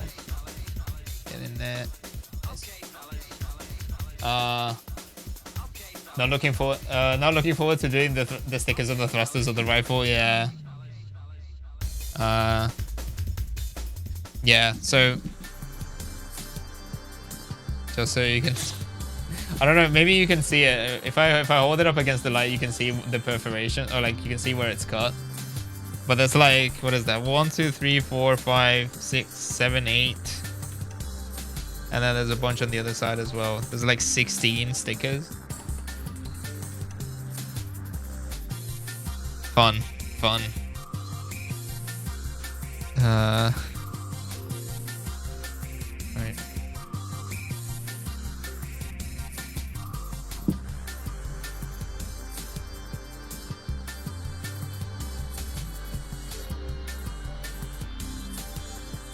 I'll look into the different configurations. Maybe we can avoid some of them.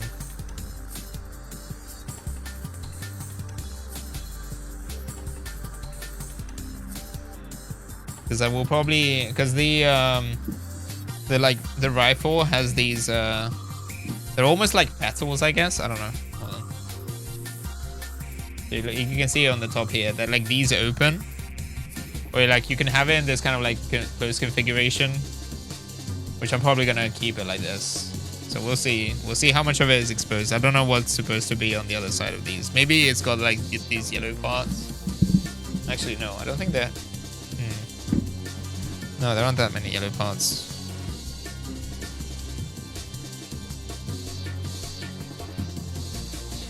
Oh, sorry, yeah, sorry. So you meant I'm looking forward to doing all the Kotoki decals for the new Gundam. I see what you mean. Yeah. It's fun.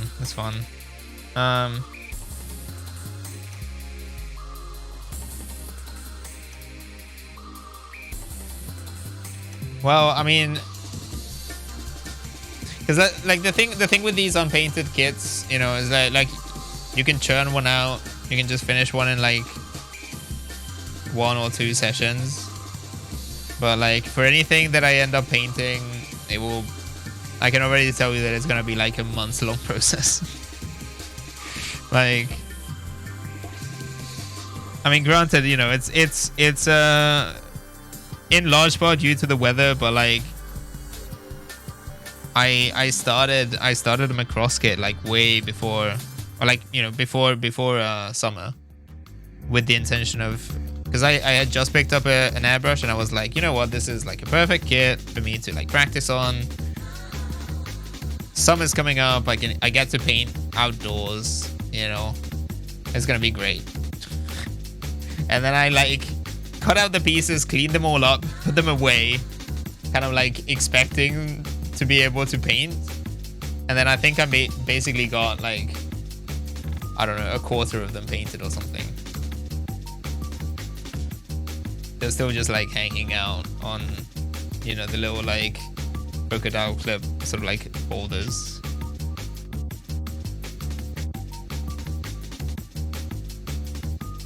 So I'll get around to it eventually. I'll finish it. It's especially frustrating because I was so confident that I would paint it on you know, soon at that time, that I didn't even bother like assembling the whole thing. Which, like, in hindsight, I now know that you might as well just put it together and then take it apart before painting, because it will also help you get a better understanding of, like, you know, which part goes where and like what's visible and what isn't. But, you know, still. So I didn't even get the satisfaction of like actually putting it together, you know. Really unfortunate. Get excited planning and buying the paint, and then when it's go time, I'm like, but the weather. Yeah, exactly.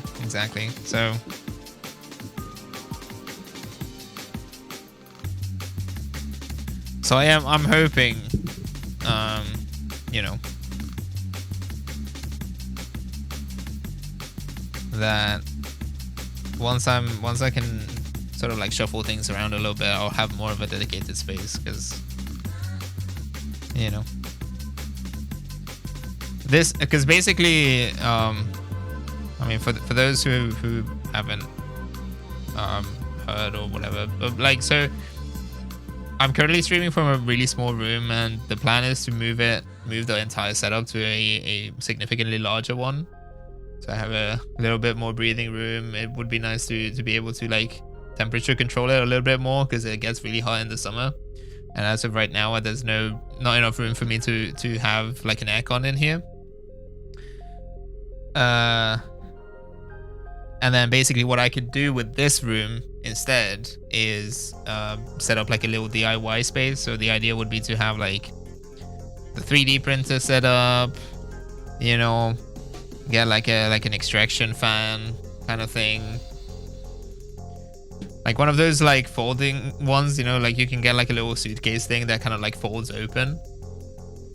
And then you can attach just like a tube to it. Just throw it out the window. So that's like, you know, medium term.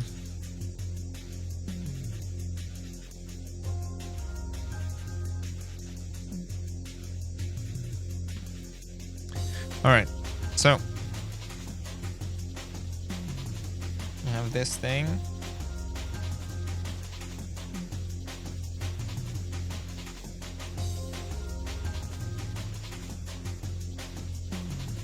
Is it just these three?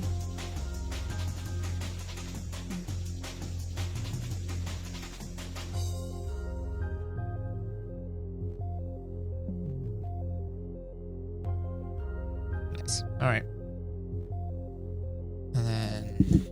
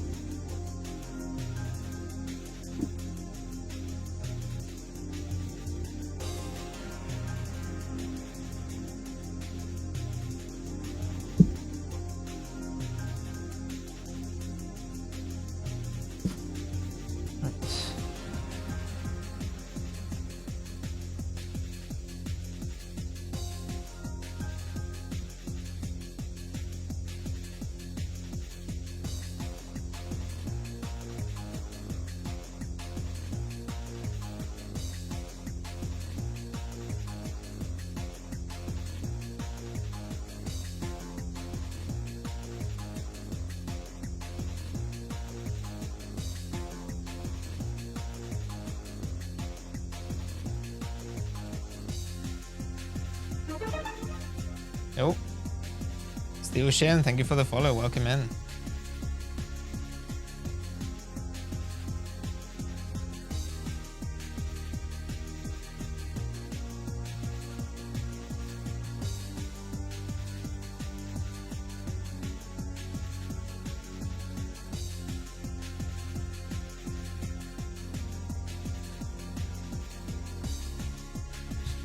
Sorry, I was to follow and leave, but I gotta hit the bed. No, that's totally fair. Welcome.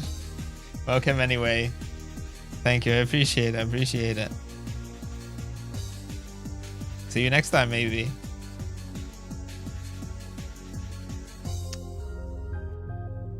All right.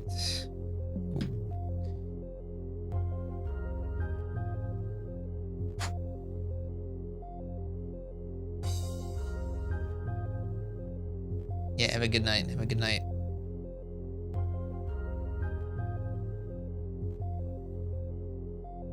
Okay.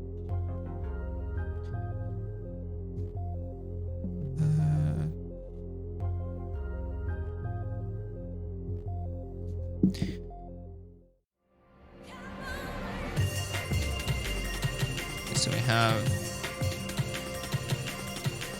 18 and 16. No. Sorry, 18 and 17 on one end, and then 15 and 16 on the other. And then we've got two 26s. Okay, so that's the end of, that will be the end of this one. Cool.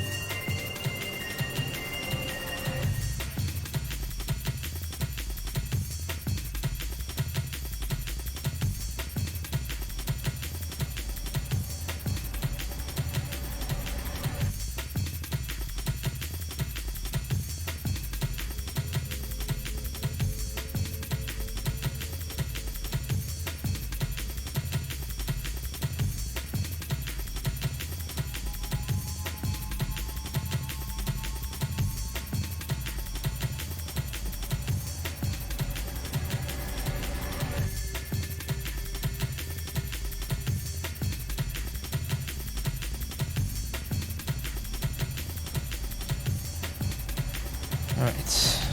Uh,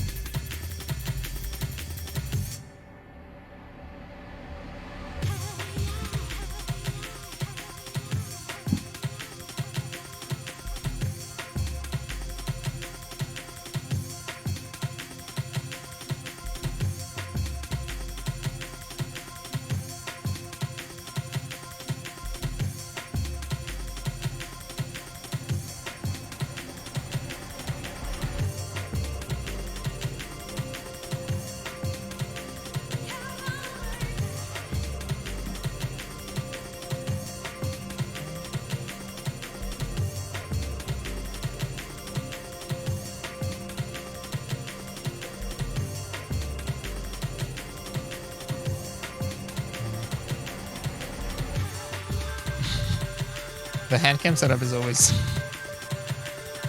so finicky because like it's all like right in front of the screen. Oh, hydrate or hydrate. Thank you so much. It's a good point actually. I haven't been drinking as much as I should.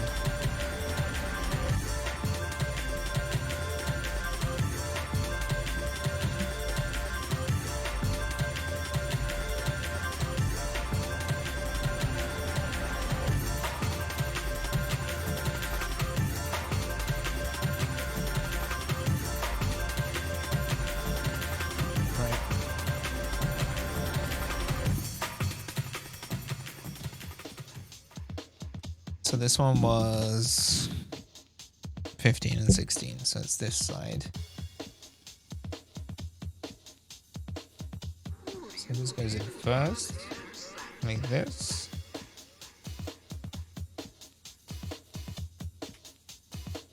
Nice.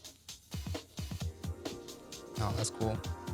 Doesn't have a whole lot of a very large range of motion or movement. That's cool. Okay. So that was B. So we'll go on like this. And we're gonna build the other one.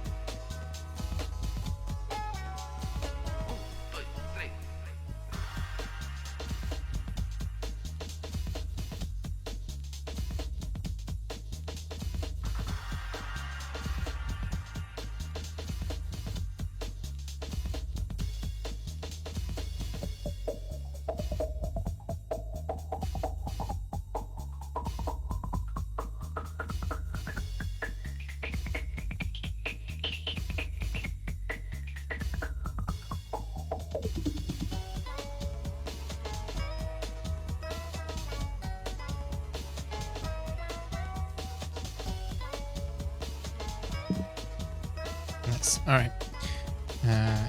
This bit.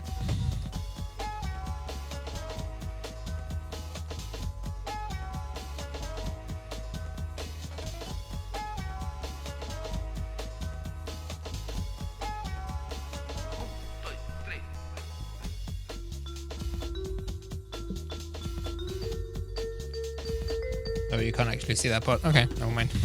I'm done with that. Okay, so again, same thing.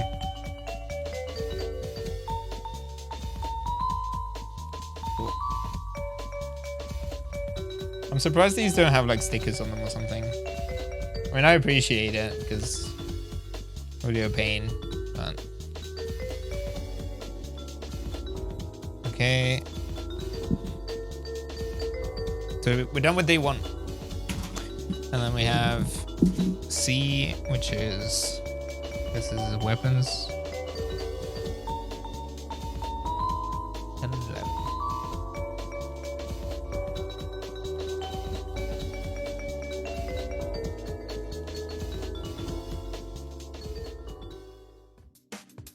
They're just the hills.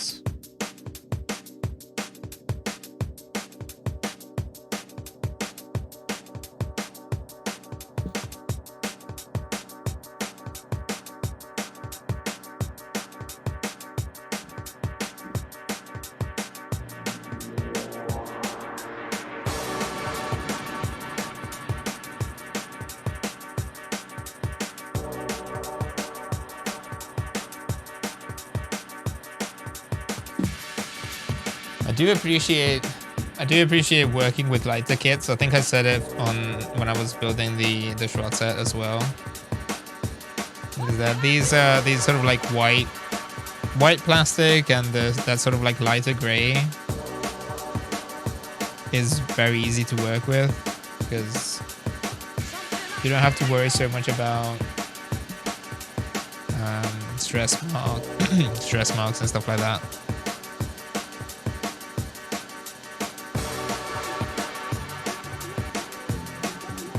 And when you send it down, it's like it looks much more homogeneous.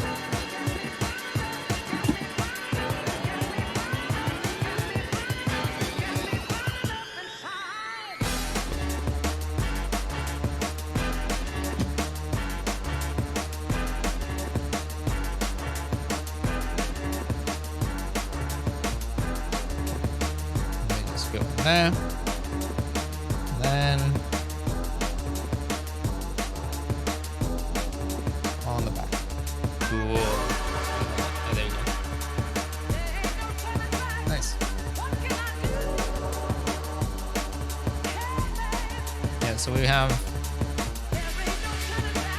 that pretty much done. Okay. Let me see. What do we have left? Because we have the legs left, and then we have all the weapons and the base.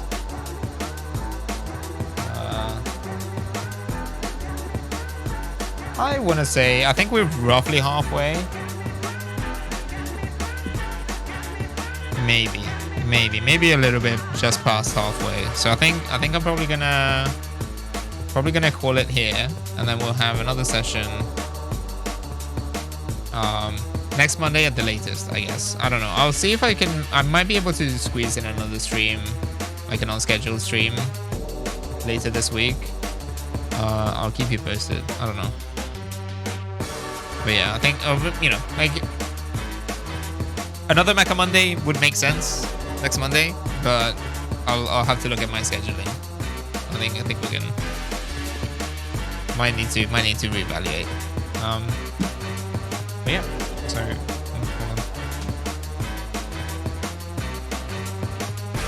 on. Oh no, I got red Sharpie on the God Hand sheath. I think it's okay. All right. Which actually, there we go. Right. Let's see. Mecha Monday suggestion and this waltz for in the pocket for a Christmas theme. Oh yeah. That would be fun.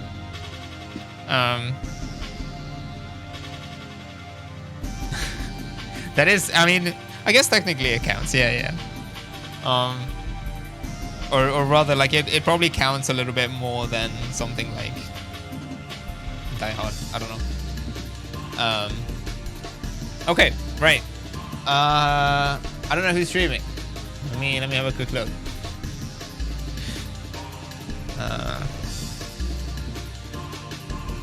Let's see. Yeah, Die Hard absolutely counts in my book, honestly.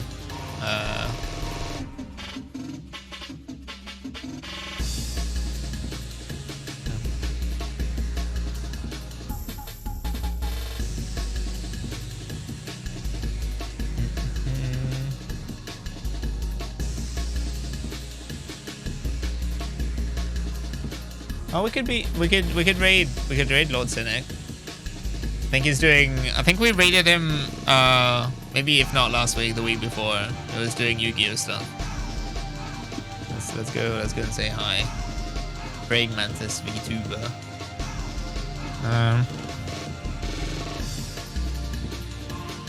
Oh, where am I tapping? Cool. Alright. Let's get that started. Anyways, great stream. Thank you so much. Thank you for hanging out. Always a pleasure. Usual stuff. Grab the raid message.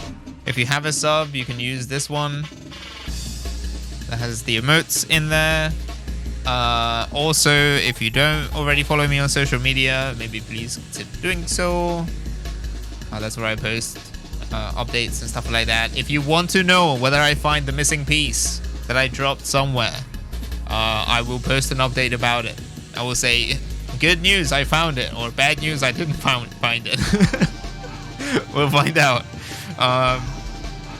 But yeah, thank you so much for hanging out. Next scheduled stream is Saturday. That will probably be a significantly longer one. I wanna finish Ace Combat 6. So that's probably gonna be, I don't know. That will probably go well into the night. We'll see how it goes. But yeah, thank you so much for hanging out. Yeah, thank you. Yeah, talk to you soon. Have a good one. Peace.